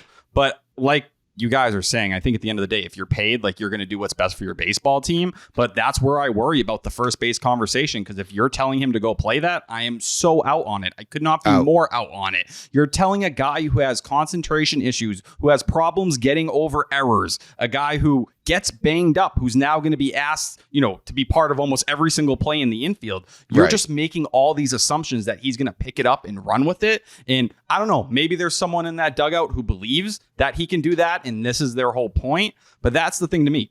Devers to DH, awesome. It should only make him a better player. But as long as he's on board with it, I just want Devers to be happy. I don't want him, if he's going to pout and be upset for a reason that maybe we don't see, you feel it out. Oh, I would feel it out at that point. I wouldn't upset him, just upset him. From anything we've learned about Rafael Devers, what part of us leads us to believe he loves fielding? They pay me good. I hit home runs. That's him. Yeah. He said that. He didn't say I make sick plays. And that's what I drives us crazy. Plays at the hot corner. Like, no. He does make nasty plays. It's the routine ones he fucking stinks at. And that's like, he's going to be in more plays if he's playing first. And the last thing I want to see is Rafael Devers ripping his groin off the bone, stretching for a ball. Or just kicking a ball like in a big spot that just screams something bad happening. Crazy. Rafi surviving a season at first base is a 0% chance. It's just not going to happen. He's already banged up enough by the end of the season. That's not going to work at first. The only thing worse than keeping him at third is putting him at first. So they'd be going backwards by doing that. It doesn't make any sense. No. Move him to DH. Be done with it. Like, it done. Over. But in terms of that, what are our Arenado thoughts? Love it. I think it's an all-encompassing thought. I think it's, what are our Willy Adames thoughts? What are our Alex Bregman thoughts? What are our Nolan Arenado thoughts? Is there any, because I think what Alex Spear did a AMA the other day, or like he said, I think Casas is going to be the first baseman. I think Devers is going to be the third baseman on opening day. Like, it's not even a discussion. I don't know that that's true.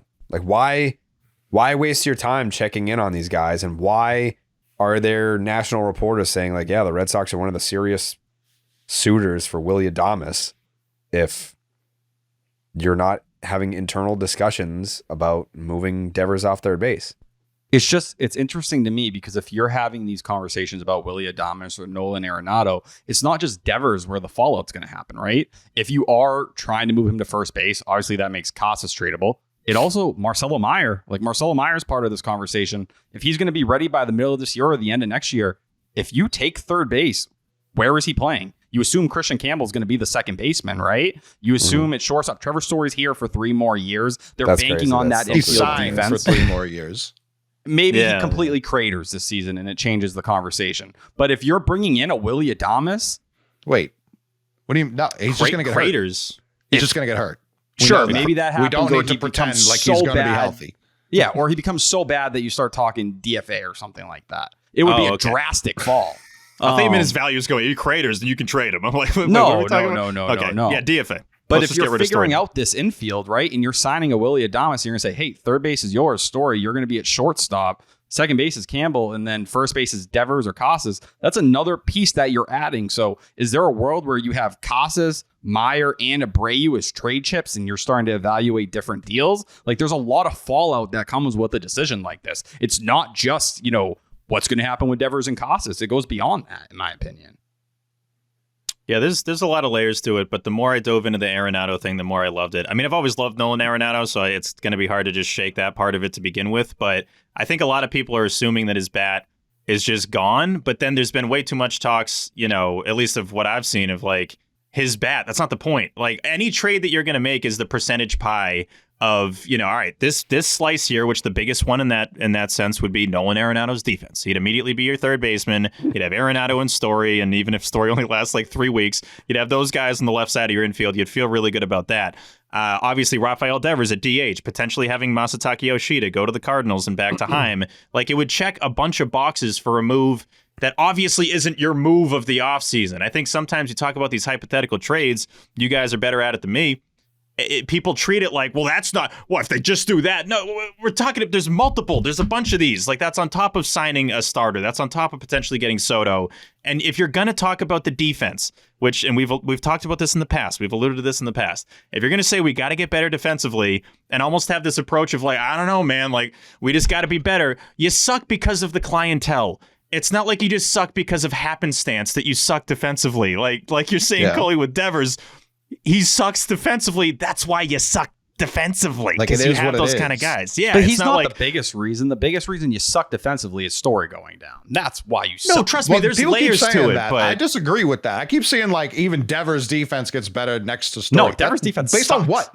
Based on what? What is that based off of? Like, I don't understand what anyone's talking about. We all love Rafael Devers. We don't love him because like, even the most important outs made at third base in 18 were noontime, and he also was bad. But he was that much better. I know it was rookie Devers, but that was the final out of the Yankees series, was him making an incredible play that I still don't have any faith Devers could do on a near consistent basis. But when you talk about when things went wrong defensively, there was a reason the whole team went into their worst defensive stretch of the season when Trevor Story went down. And you were mixing and matching. David Hamilton at short for a month and a half. Who was horrendous. And then Ceddanne Raffaello, who, say what you will, the defensive metrics fucking blew. They sucked. That was pretty late for your first say what you will. There. People I know want to give Raffaello all this credit for some reason all the time, but he was not good defensively at shortstop. He got better. I honestly, do I think he sucks not at third the biggest base? fan. Who am I to say? Plays a good center field. Don't get me wrong. Elite. But I think Trevor Story, he is by far your best defender in that infield. He's a Gold Glove caliber shortstop. Having him there completely changes in a lot of ways, I think, that whole picture for them in the infield this year. I'm not telling you they're well above average, but I think you're much closer to average than you are the worst infield in baseball. Well, that's also because Campbell would be projecting to play second, or Vaughn. Like Vaughn, for people, everyone forgets he's even on the team. Him. Yeah, that's what I mean. And no one necessarily cares.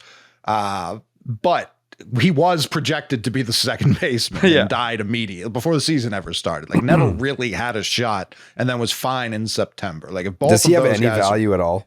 Nope. Yes, he was the youngest player on the team last year. Like, trade value, no, but value. That's what I'm saying. Yes, yeah, trade value, no. Trade value, no. That's crazy.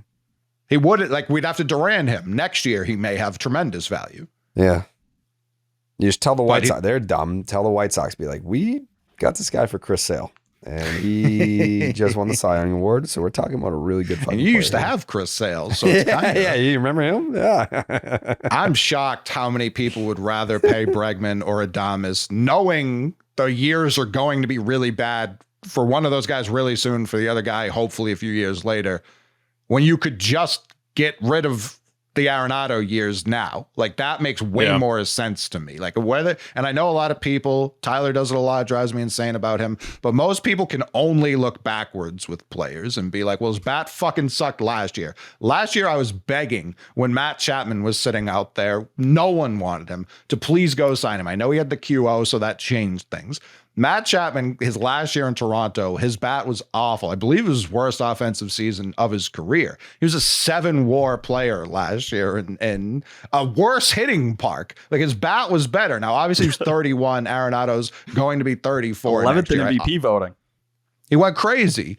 Arenado absolutely has juice left in his bat. Is he going to be an all-star caliber hitter for the next 3 years? No. Definitely not. It's going to be what was his F4, Tyler? Like 3.7 last year? Yeah, it was still in the 3 area. The defense is, 95th percentile, outs above average. I think when you talk the bat in all that situation overall, I think what you just get very nervous about is like his ability to like actually hit the ball hard. It was 9th percentile average exit velo, 6th percentile barrel percentage, 12th percentile hard hit. Like those were drastically down. But listen, if you want to be positive, right?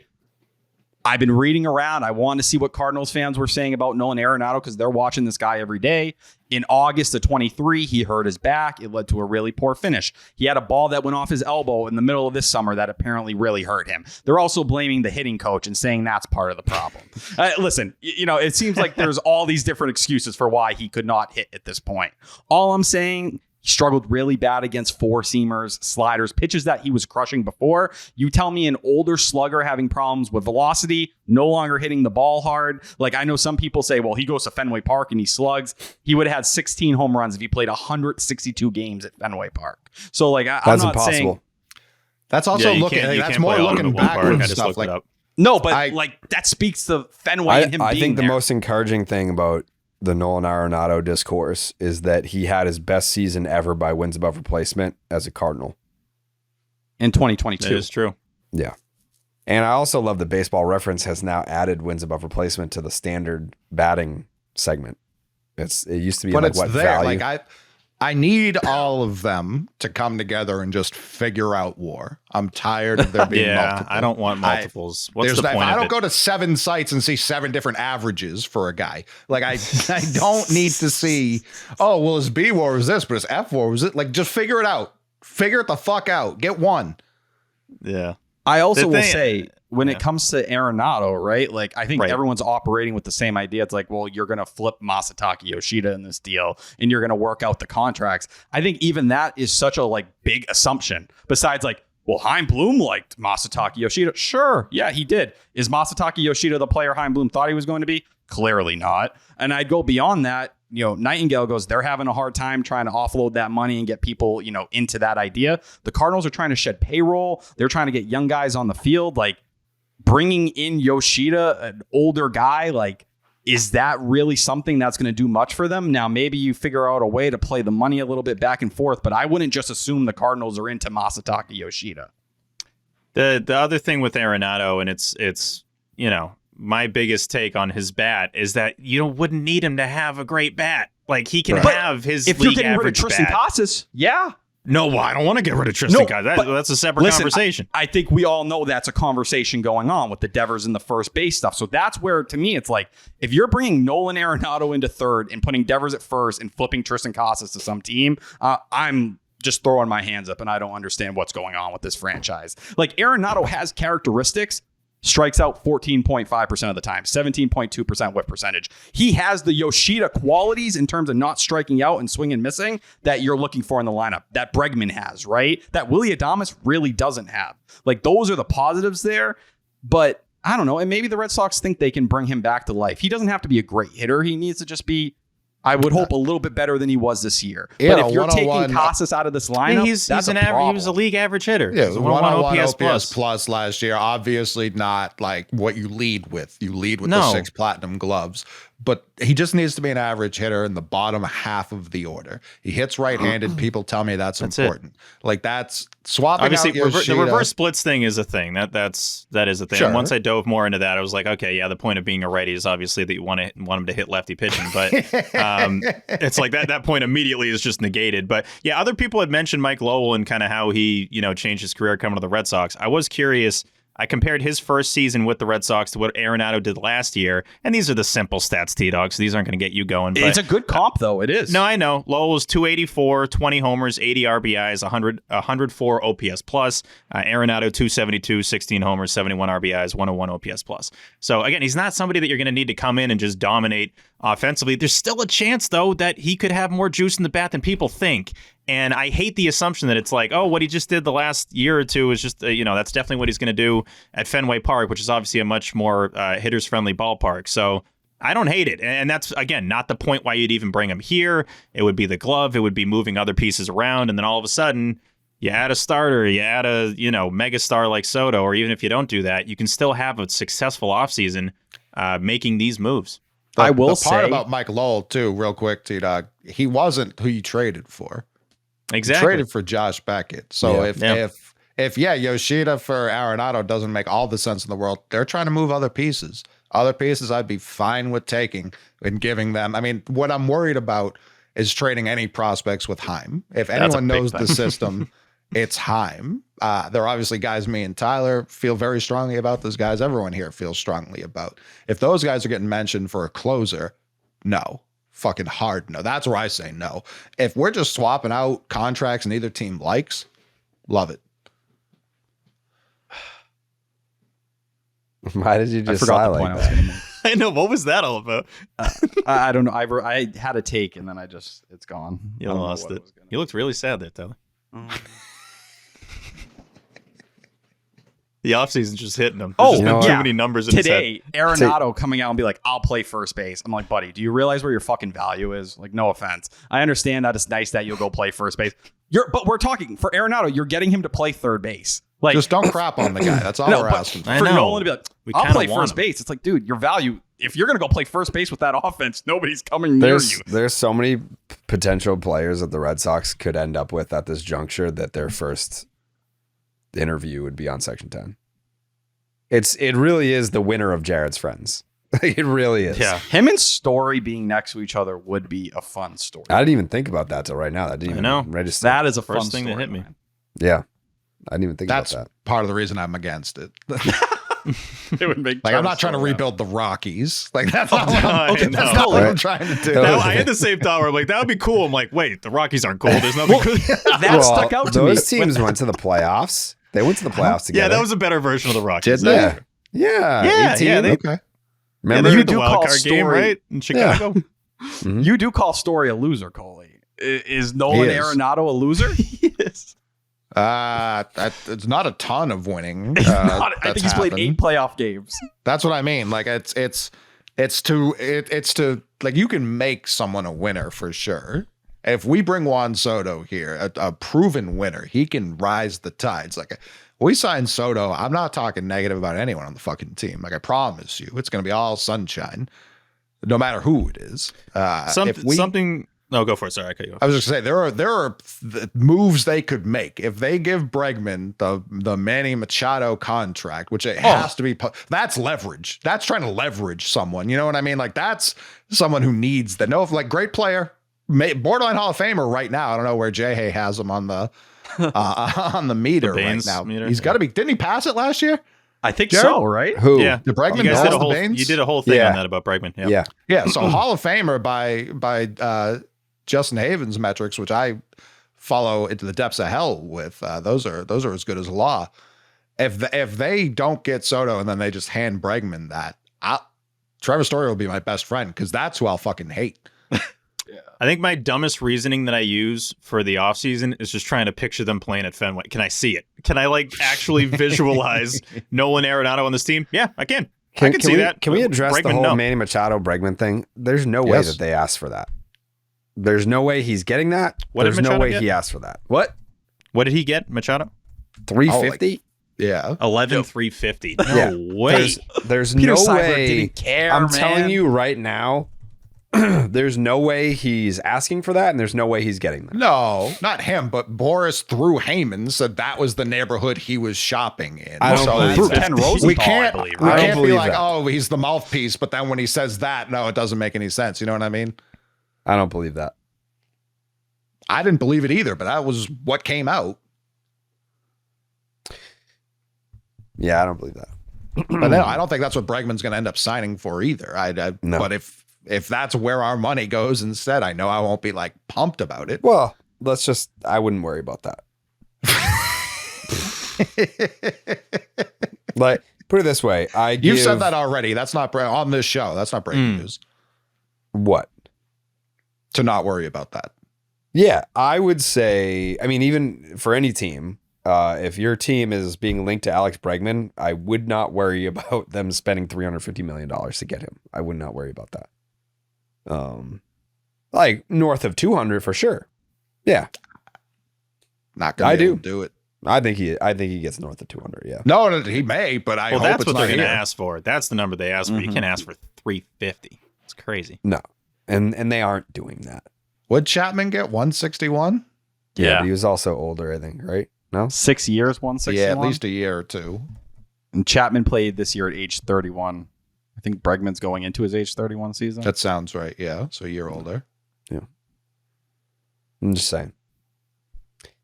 Well, that sounds like if the Red Sox gave $350 million to Alex Bregman, that Coley would be the first person to dial up BetterHelp.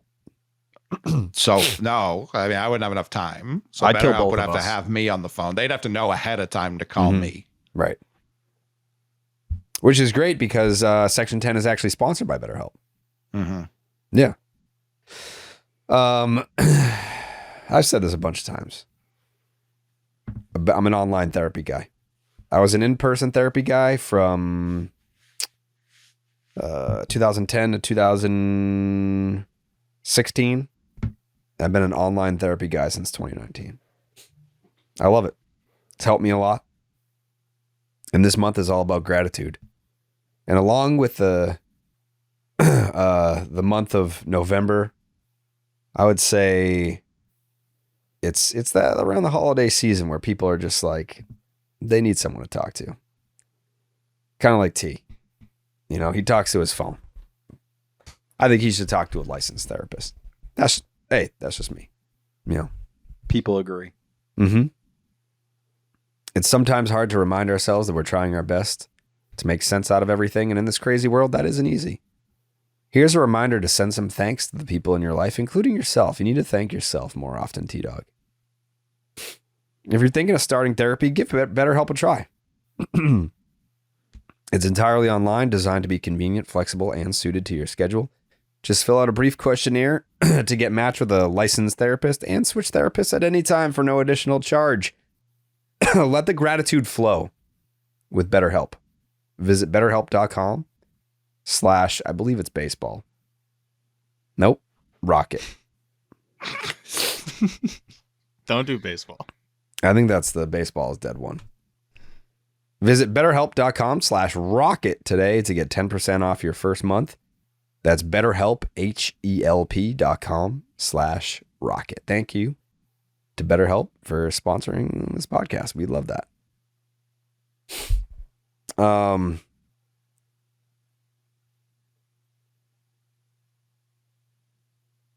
Our Once in a Blue Moon segment today is on Blake Snell, by the way. Love it. He signed? No. Oh. You know what? Yeah, that's crazy. That's crazy. You thought that's how he would have delivered I don't know. I was confused. I don't know. Imagine, we don't need to talk about this, but Blake Snell signed with the Red Sox. All right, that'll do it. Yeah. That'll do it for the episode. Anyways, well, what was that guy's name? Fucking Bailey Horn? Yeah, let's do an hour on him. Yeah. We got to talk Bailey Horn. And again, back to Pivetta. He turns it down. Wow. Sheesh. Yeah. You gotta figure, like, you know, Blake Snell, he's no Nick Pivetta. But No. Yeah. Your thoughts on Blake Snell? I love Blake Snell. I think the Red Sox could benefit greatly from having a left-handed pitcher. I like I'm seeing some text messages rolling right now. Wow, these text messages are cranking. What the fuck are you seeing? Oh my God. They're still going. I'll talk about Blake Snell. Blake Snell is my top target outside of Juan Soto, obviously.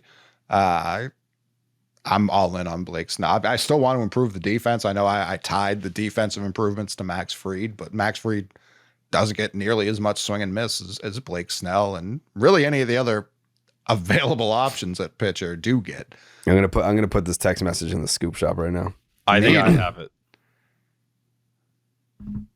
And that's as much as I want. Oh my. Whoa. Wait, what? Could be anything. Could be anything. Blake Snell. Have you read them? I just did now, yeah. Yeah.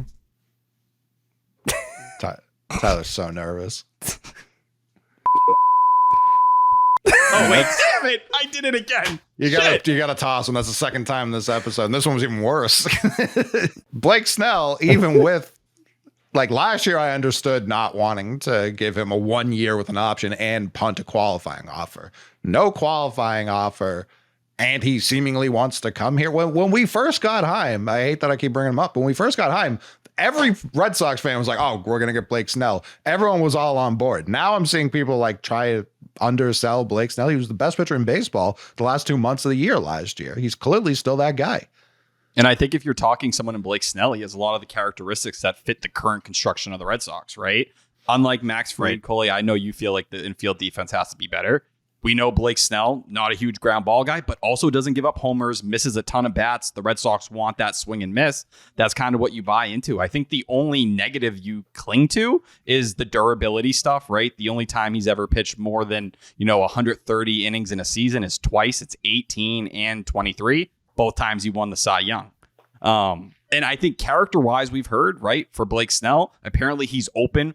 Executives from multiple teams he's been with over the years believe he'd be open to pitching in this market. We knew last year he wanted to be on the West Coast, but if there's a deal that works for both sides here, I feel like that maturity last year after everything went wrong for, him in San Francisco, late start to spring training, dealt with injuries, ugly first half.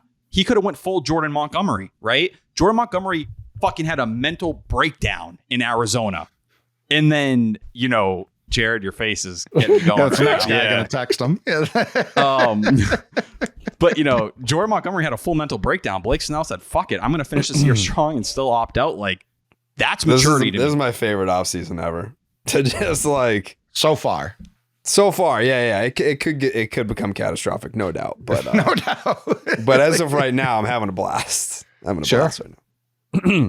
I got some quick stats. I'm just reading Jared's face. I'm just trying to see his reactions. What? That's all. Well, what? Real quick on one Blake Snell. He's got a 2.82 ERA over the last 3 seasons. That's barely behind. Blake, you say? Blake, yes. Yeah, once in a blue moon Blake.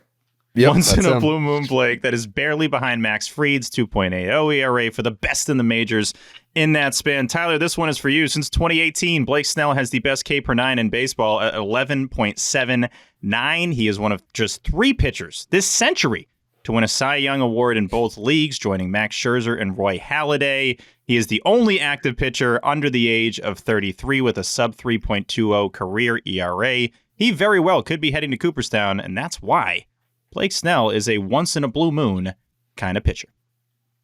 Blake Snell's the rare player you go on. This used to be Chris Sale's title. Highest K per 9. There's gold on this BREF page. Highest K per 9 it would be for a starter ever at 11.2.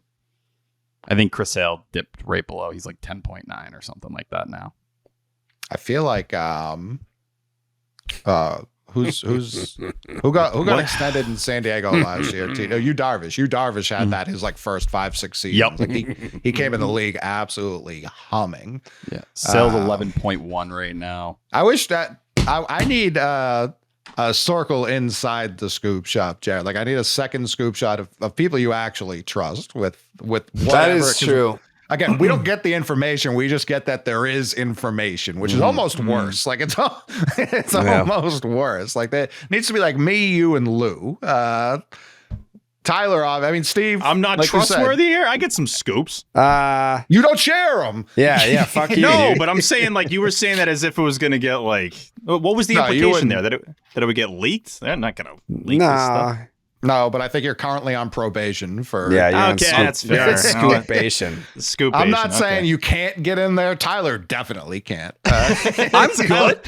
That's his nightmare, by the way. It's like that's all I want is to be in there. Those faces, though. Is something going to happen tonight? I was going to say something, but now I'm not going to say it because it would be too obvious.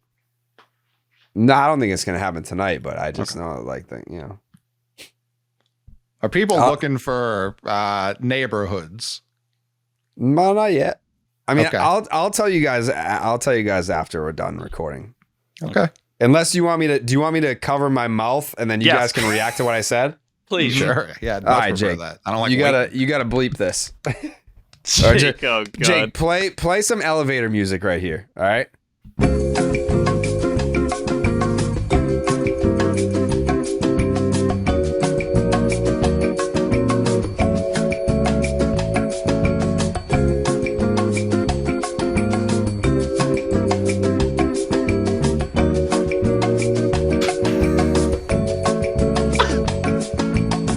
Fuck it.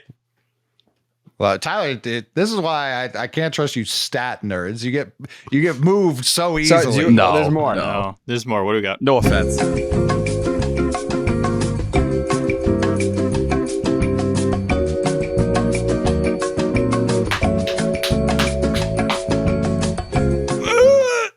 Oh God. I like it, but it's a little desperate. I like it, but it's No, I love Fuck these you, words. dude. No, I'm no. sorry. That's Fuck exactly what I off. want to hear. Nah, That's exactly yeah, what I I want to like hear. it. Yeah. Wow. That's why you're not in the other circle. That's, Right. That's why that report came out today. horrible. You're in the scoop shop outhouse.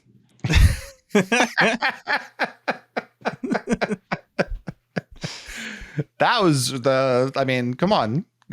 People that tells me people around baseball see what's coming. And yeah, people, and trust me, there's other people that are out there that have been like, that's where, like, it went from no one wants, like, we couldn't even fucking sign Zach Eflin and at equal money to players being like, oh, if I want to win a World Series, it looks like that's where I want to go.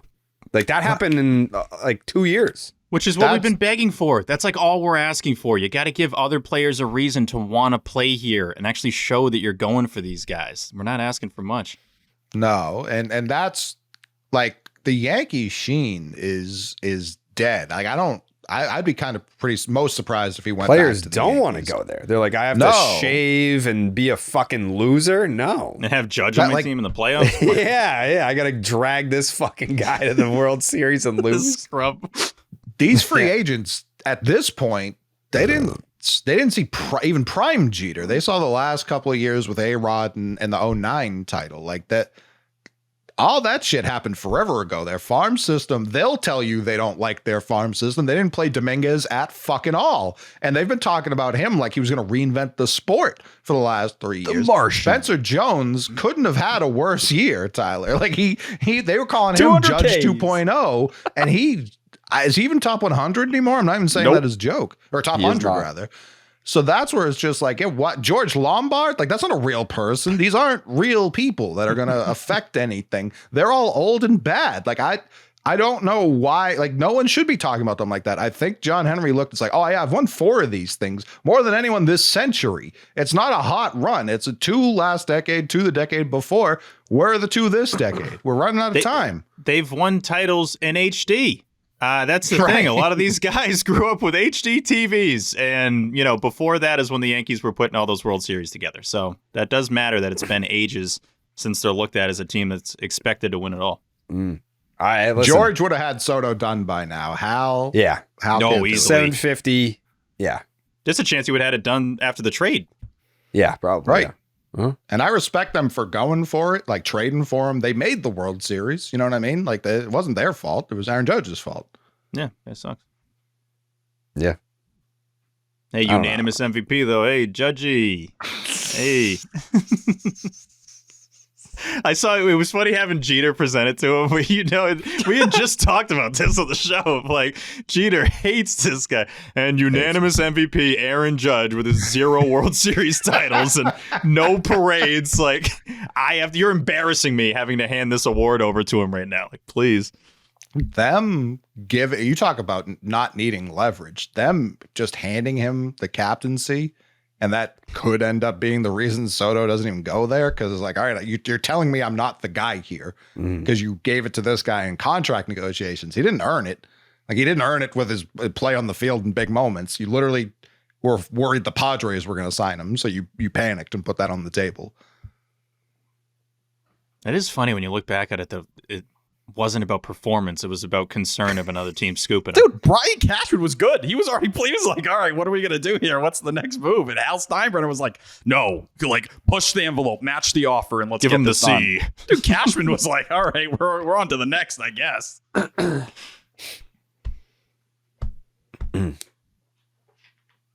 was interesting. That was no. Yeah, I'm gonna learn from Tyler. I'm not gonna say anything because I was probably gonna say something that meant something. Not doing it. No, but I mean, it's not anything Sam Kennedy, John Henry, any of those guys say I can't react to. They need to prove it with paychecks. I'll give them all the credit in the world after the fact. Other players saying other players' names, being like, I've heard all these people are going to Boston. I would like to be a part of it. That means the world to me. Absolute world. Are we naive dumbasses if we think like the Red Sox are trying to like assemble the Avengers this winter? Trying? Hey, I don't think we're naive for trying. Yeah, I think that they're trying. I think the trying's definitely happening. Will they? Then we'd be probably naive to think that. Yeah. I agree. They've done it before. Yeah. They got Adrian Gonzalez and Carl. Like, that was an insane offseason. Did it work? Fucking nope. But they've tried it before.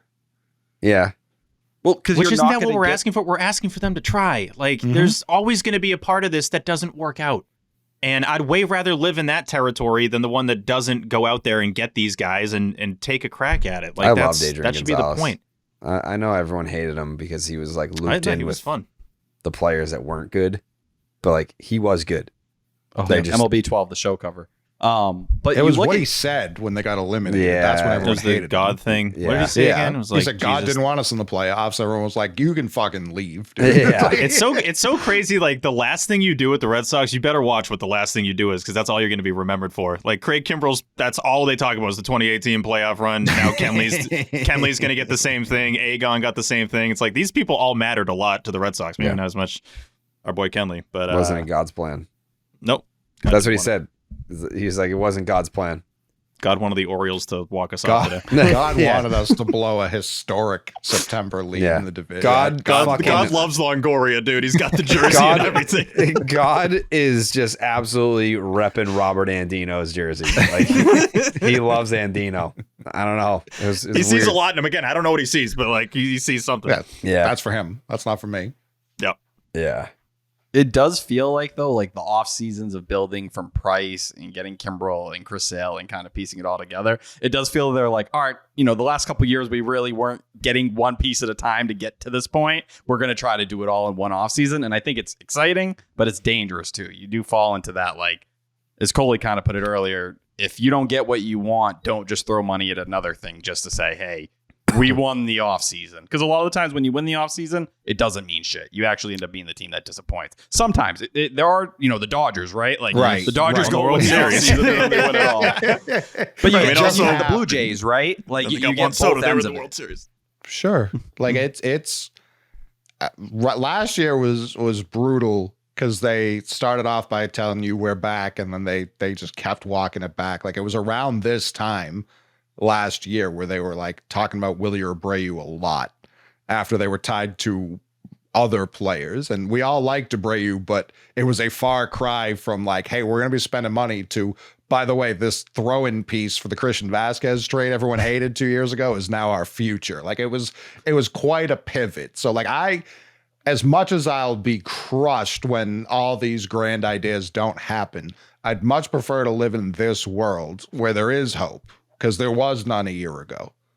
To me, none a year ago and none, 2 months ago or a month and a half ago. Correct. I think, the fact that we actually have way more, when we were finishing up the season, couldn't have had less hope. And we just assumed it was going to be a similar offseason. So at least we're ahead of that. No, we were like, please don't trade Roman Anthony for Garrett Crochet. That's what we were like, how bad can we fuck this up? Now it's like, we may win 162 games next year. They could go undefeated. We were talking about jumping off the Zakram. Right, Tyler? Yeah, I'm ready to go.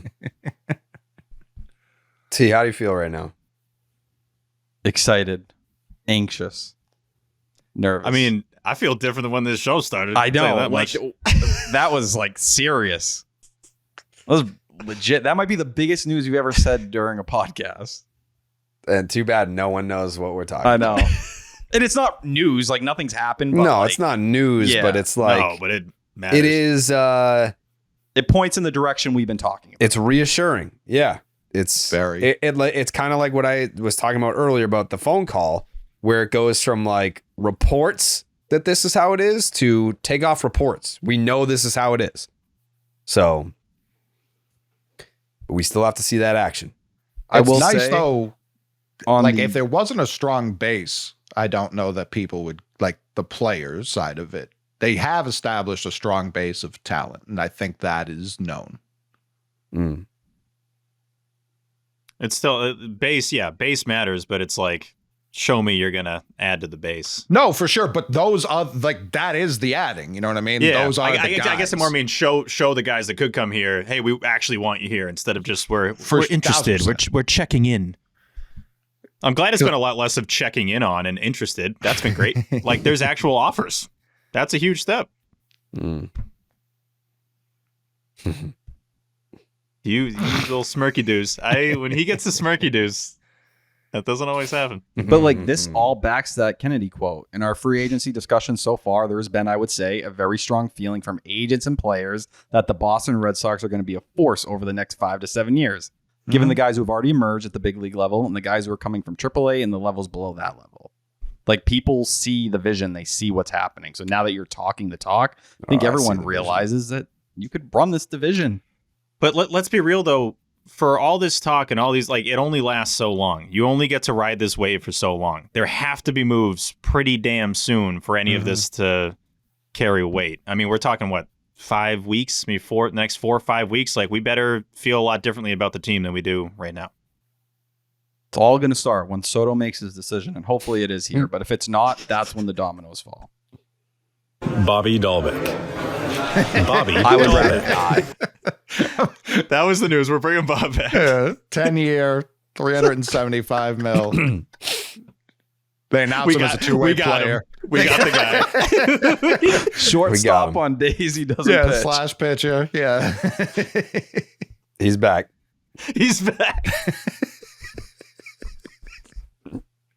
Enormous press conference. Do fireworks, everything. Yeah. Like, the emails got mixed up and Soto's offer went to Bob. He's like, his agent, sign it now. Sign it. Sign. Sign it so fast. This is legally binding. Yeah, we'll take it, I guess. Yeah, sure. 15 years, $680 million. He's like, yeah. Welcome back. They got to pretend like it wasn't a mistake. Like, I wouldn't let it happen. I would Henry's stop up there like, I told you we were spending money. Now if you want to complain? Yeah. As part of the contract, you can kill Tyler Milliken. That is in there. Oh, God. Yeah, dead. That'd be a hell of a contract. He deserves it. Yeah. Hey, listen. I'm just happy to be on this side of the fence. I'm just happy to be rooting for the Red Sox. You know? Go Sox, dude. I think that there will be a point this offseason where we get to say, damn, it feels good to be us. Emergency pod. Oh, 20. Pods. Better be plural. Yeah. Imagine, just walk with me. Imagine they do everything Jared just mumbled, and then they get Sasaki. Oh, the ultimate wild card of this offseason. Don't even. I'm tickling those balls. Yeah, I mean, I don't want to say anything on Sasaki, but I mean, the Red Sox are going to try. Yeah, all 30 teams are going to try. It's the rarest. It's like if Paul Skeens was a free agent right now and you could only pay him $5 million. Like it's insane. Like he could end up genuinely anywhere. Yeah.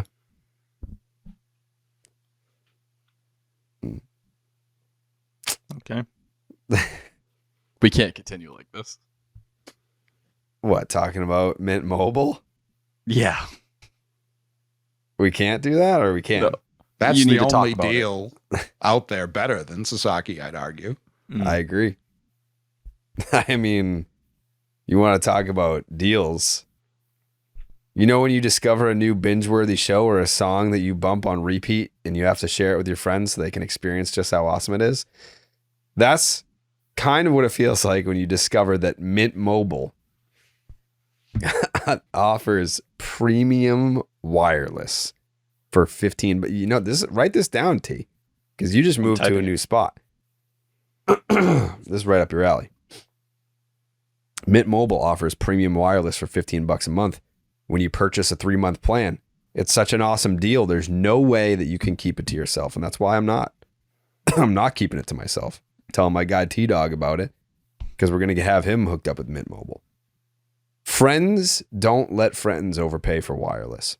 Say bye-bye to your overpriced wireless plan and switch to Mint Mobile.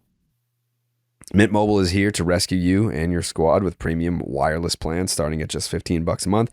All plans come with high-speed data and unlimited talk to text and delivered on the nation's largest 5G network. Use your own phone with any Mint Mobile plan and bring your phone number along with your existing contacts. Ditch overpriced wireless in Mint Mobile's deal to get 3 months premium wireless for just $15 a month. To get this new customer offer and your new 3-month premium wireless plan for just $15 a month, go to mintmobile.com/section10.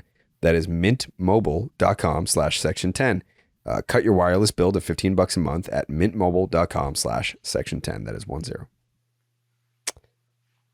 $45 upfront payment required, equivalent to $15 a month. New customers on first 3-month plan only. Speeds slower above 40 gigabytes on unlimited plan. Additional taxes, fees, and restrictions apply. See Mint Mobile for details.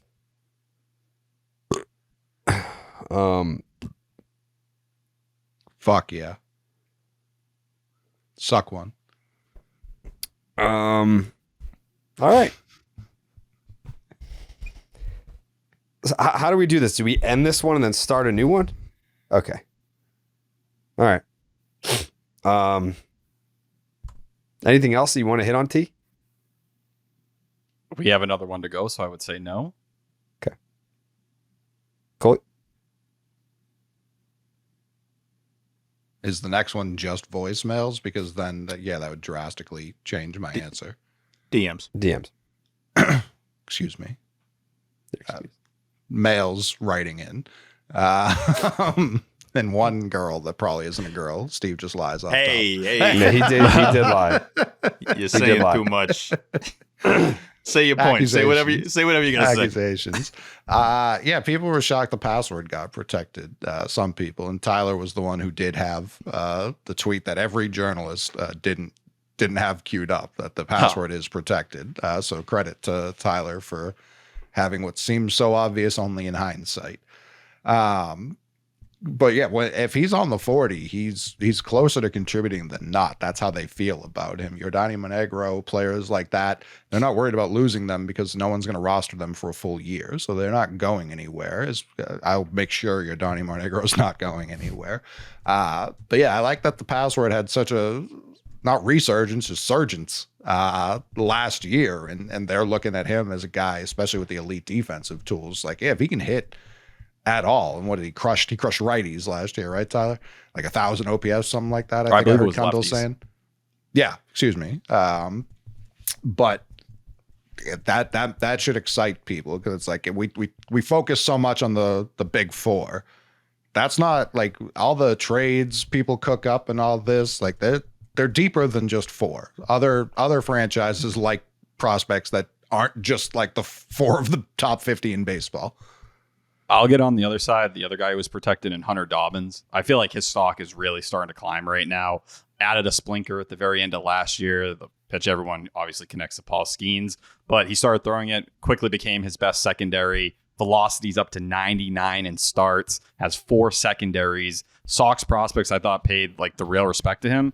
He's the number 2 pitching prospect in the organization right now. Perales is the only one ahead of him at 6. He's at 11, but he's jumped Fitz, Tolley, and Sandlin. Tolley's a little hard because we haven't seen him pitch yet, and feels like a lot of people are getting hyped about what's under the hood with him if he can add velocity. But I think Hunter Dobbins is about to have a very Cutter Crawford-esque rise where they'll get him into camp. I think people are going to be excited just to see the velo and what he has to offer, but he might be someone who ends up being, a really solid kind of number 4, maybe even a little higher than that starter if he continues on, the trajectory we saw at the end of last year. Because if that Splinker's for real, he has the combination of swing and miss stuff, velocity, all these different things a lot of these starters in the system, like Richard Fitz, don't have. And he's actually worked deep into starts. So something to get excited about on that front. Oh, I'm excited. All right. We got a what, Steve? You got a I got a closing thought. Yeah. Go ahead. Yeah, close that thought. You didn't call on me. You're acting like I got called on. Go ahead, Steve. I mean, you're the one that texted me that said wrap this shit up, and you're like, I did not. Right. No, I did not. I did not do that. I'll read the text right now. Wrap this shit up wrap now. this shit up, dude. All right, yeah, it said just that. No, I just had a closing thought real quick. Yeah, go ahead. Yeah. And we've talked about this on this program before. I don't know since we've come back if we've talked about this, but it's about Sox appeal and how I think we can bring Sox appeal back. Section 10 next season. I don't think that would be crazy.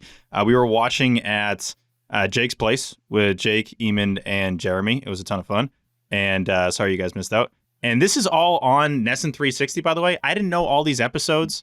You can still view them on like Nesson Plus and Nesson 360. I'm kind of stunned that they're all still on there because it's stuff that Nesson today would never air. They would not think about airing some of this stuff in their current iteration of what they put out there. But the narrator is funnier than I remember. Like they got some wild line. They're like, Janice dropped 50 pounds and is now looking smoking hot. Like they have stuff that you just wouldn't expect to hear on Nesson. Don and Jerry are as funny as you would expect narrating these dates. So I think Section 10 could be able to bring a version of Sox appeal back. That's my closing thought. What's that look? Tyler? No, We can not get Tyler. final Not thoughts. Tyler. Not Tyler. Jared? What did I do? You want to bring Sox appeal back to Nesson or to our YouTube channel? To our YouTube channel. To us, our the YouTube 10, channel. The 10, yeah. We bring it back. We make our version of Sox appeal. I mean, there's a couple that's married now that met through us. Through the 10. There's multiple couples. Oh, multiple? Yeah. Okay. I know of at least 3 that at the very least are engaged. I know obviously there's a married couple. There's 2 that I know are engaged in addition to the married couple as well. The McMahon. Oh yeah. Well, I mean, that wasn't the 10. That was a World Series live stream. And I wouldn't have been there if I wasn't on the 10. Well, you're from Boston. Did I know that? I didn't know you guys met there? You were there, you fucking idiot. Does that mean I know they met there? Congrats, Coley.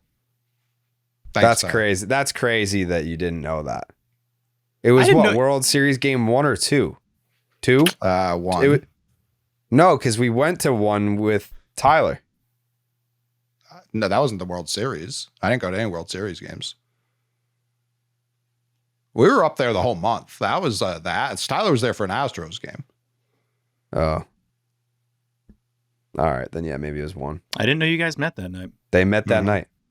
Well. They met that night, and it almost didn't happen because I was trying to drag Coley to the baseball tavern, and he was talking to his now wife, and I was like, dude, fucking ditch this broad. Let's go get fucked up at baseball tavern. Yo, Napoli's there. That's when you met Dan Pearl, I think. I'm pretty sure that's when you met Dan. He was there. Huge night. It was a life-changing night for everyone. I met Dan Pearl. That was the bigger deal. Jared met Dan. That you might have met your Dan wife. Pearl. Coley met his wife. Me and Mike Napoli were trashed in the kitchen. That was a great night. I was like, dude, let's go. If you want to talk to her, bring her with you. Like, let's go, dude. We're moving. We gotta go now, dude. I did. Yeah. I ended up at the tavern. You did? No, you came. Yeah, and you brought your now wife. So you're welcome. Mick at the tavern was quite a sight, just up. towering over everybody. Just like this huge pole. Yeah, you can never lose him. You can't lose him. Can't lose him. He's just, It's like he's got a tall. beacon on his head. Unless Trig was around. Trig gives you a run for your money. No, What's the difference in height? You dominate him? Really? I thought it would be close. He says he's 6'4". I know I'm 6'5", so he's conceded it to me. But it's hard for me to tell. I'm usually not looking people in the eyes, so anyone who I'm not looking down at feels the same size as me. I would still beat the shit out of you, though. Like, you know that. You know that. Let's set that up. Jake's takes? I might be a naive dumbass, but I think we're getting everybody, dude. And I just couldn't be happier about it. As Jake has to bleep out like an hour of this show. Literally, I was Sorry, Jake. I was gonna say that's my final thought. Is if there were ever a time to not forget to bleep stuff, this is my whole thing's going up. My whole reputation is riding on you. So bleeping many this. relationships are on the line here. Listen, I got it. love Jake, and I don't want this to happen to him, but him spending the time bleeping all that and editing it out, and then he uploaded it, and then all of those moves got announced immediately to where it didn't matter whether or not they were bleeped would be kind of funny. Yeah, I wish true. that happened to Tyler instead of Jake, but if it has to happen, it has to happen. Yeah. All right. We'll be back on Friday with our second episode of the week, which will feature DMs and your Thanksgiving Eve voicemails. Again, if anything breaks, we will be doing emergency pods. So we'll see you then. Buenas noches, amigos. Blake Snell 26 seconds ago just posted this. What is that? What? It's him in a Dodgers uniform. No. What? Wait, are you serious? Not Yes. a fake account? Are you No. serious? I'm serious. No. How is that possible? Fuck. None of us saw that? He's breaking it himself. It's 26 seconds ago. Oh, kidding me? okay. Yeah, that's his account. What? No one on Twitter has this yet? He already deleted it off his story. What? Oh no, it's a regular post. It's Oh, on his geez. post. What the fuck?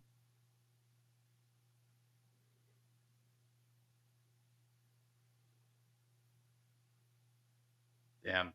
That's That crazy. the Dodgers were. It was the Dodgers and the Red Sox that were the two teams that met with them. Come on, man. Damn. Well, Max Fried. Is he just high as shit? Like what? I don't know. That would be funny if he's like, just kidding, man. I just wanted to see what y'all say. He wanted to be on the West Coast, man. He tagged the Dodgers. Did he really? Yeah, he did. there's not. I mean, that's This gotta is be so real. weird. That's got to.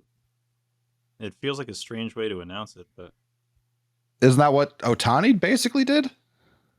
yeah, it's true. He just posted. That's it. what the Dodgers require. You have to post a photo of you in a uniform. I just How does happened no to one see have that the second that he posted it. Why is no one tweeting about this? Am I like I mean, reporters? I'm sure they're scrambling. Yeah, I I'm forgot trying to go how back we to what saw he this did literally for a the minute Giants. ago. I'm like, why is everyone not talking about this? Oh, he did the same thing with the Giants. Did he? Yeah. Yeah, it's it was a gotta be- Photoshop from March 18th. He did the same thing. Fuck. It is funny that his profile's Giants and then he's just got. That is funny.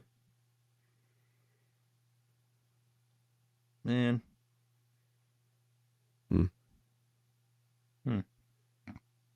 Shit. Did we didn't talk about Snell a ton, right? He was our Blue Moon Player of the fucking year. We didn't talk about Snell at the time. We just did a whole fucking segment. Jake, fuck. Me and Cole are like, he is our number one guy. Like that is what we He was I literally said he was my top. That promo blows, though. That actually might be kind of funny. Like, hey, maybe he comes to the Red Sox. Yeah, we've been recording this whole time, right, Jake? Yeah. we got our reaction to him live, just not on a pod. This is insane.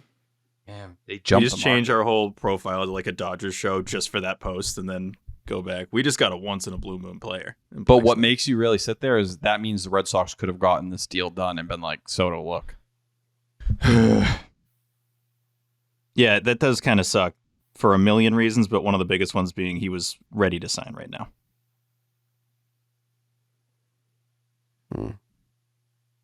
That fucking blows. So, someone replied to you. Is this confirmed? Added passing. Yeah. Can you see this? You see this shit? Yeah, Jeff, how are we not finding him? Yeah. Can someone get to this? This has been out long enough that it's a little weird that no one's tweeting anything. I agree. And especially since Jared tweeted the screenshot. Yeah. I had it first. You did. I had it before Blake Snell. You might have been the first one. I mean, Blake Snell put it out there, but I think everyone else is now finding out about it through that tweet. That 1,000%. That's insane. Whatever. I mean, I wasn't gung ho, dead set on Blake Snell, but would have been nice. Would have been very nice. I would have liked to spend Thanksgiving thinking there was a chance. The Fried thing is, it starts to make it unlikely they're probably going to sign two guys with a QO. No, it's why they were always going to trade for one of the pitchers. Yeah, I don't think that's crazy. But if you get Fried, that probably tells you they don't want Teoscar. They shouldn't want Teoscar. You're out on him at 360 or 365. I'm out on him this year. Last year was the time to sign him. I'd still be willing to do it, but if you're going to have to give up the QO, you got to give it to Fried before you give it to him. Or Burns. Pick your poison. Hey, I don't really care about giving up two. Like, it doesn't bother me that much. I agree, but I think they care. Maybe.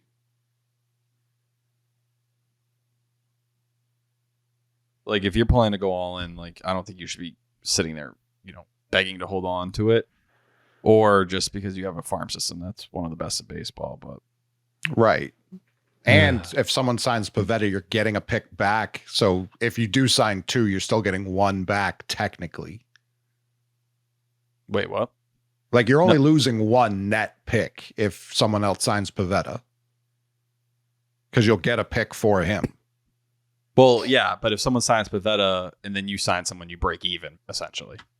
That's what I'm saying. Yeah, If we sign two, we're down one. That's exactly. That's fine. I think that's the math, not... Interesting.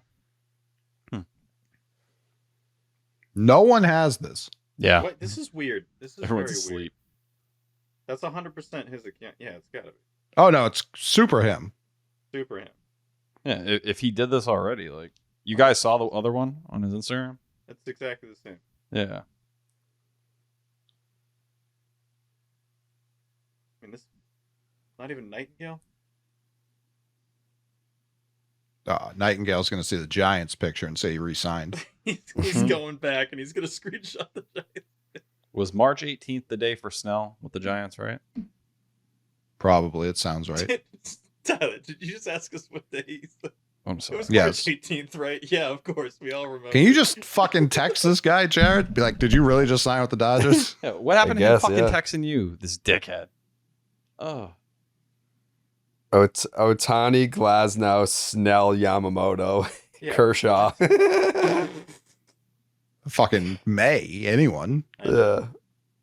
Gonsolin. I keep waiting for him to delete it. I keep refreshing. Yeah, it's not. No, he's not deleting it, which is weird. Yeah, That's weird. He won't delete it. Reply, why aren't you deleting it? Can you delete this, please? Please give me, I got hacked. Please. That's The wild. only thing I'm hanging on to is that the promo picture's still the Giants. At the eyeball emojis, Is the caption the same? Coley, it's weird you haven't deleted this yet. Very strange. Yeah. Mark Feinsand, Blake Snell has a 5-year deal with the Dodgers per source. This number better be like 250 or something stupid.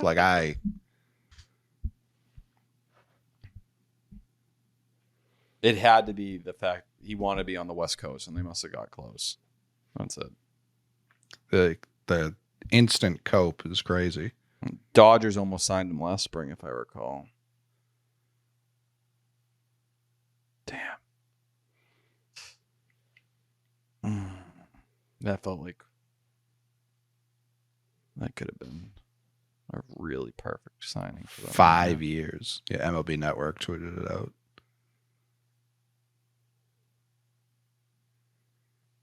We're going to get 6,169. Wow, he got 182. Yeah. What was he projected to get? Like 120. I have for 4. Right here. MLB trade rumors had him at 5 years, 160. What do you get? 5 for what? 182. 5 for 180? Bird money. Yeah, 182. Pitching is expensive. There you are, Pat. It's at 36? Yeah, I think 36 so. and a half, basically. God damn. Listen, Fried and them aren't going to be cheaper. No. I think Fried will be a little less AAV. Maybe. But he might want another year. Damn. Burns is about to fucking... Holy shit. Might get 250.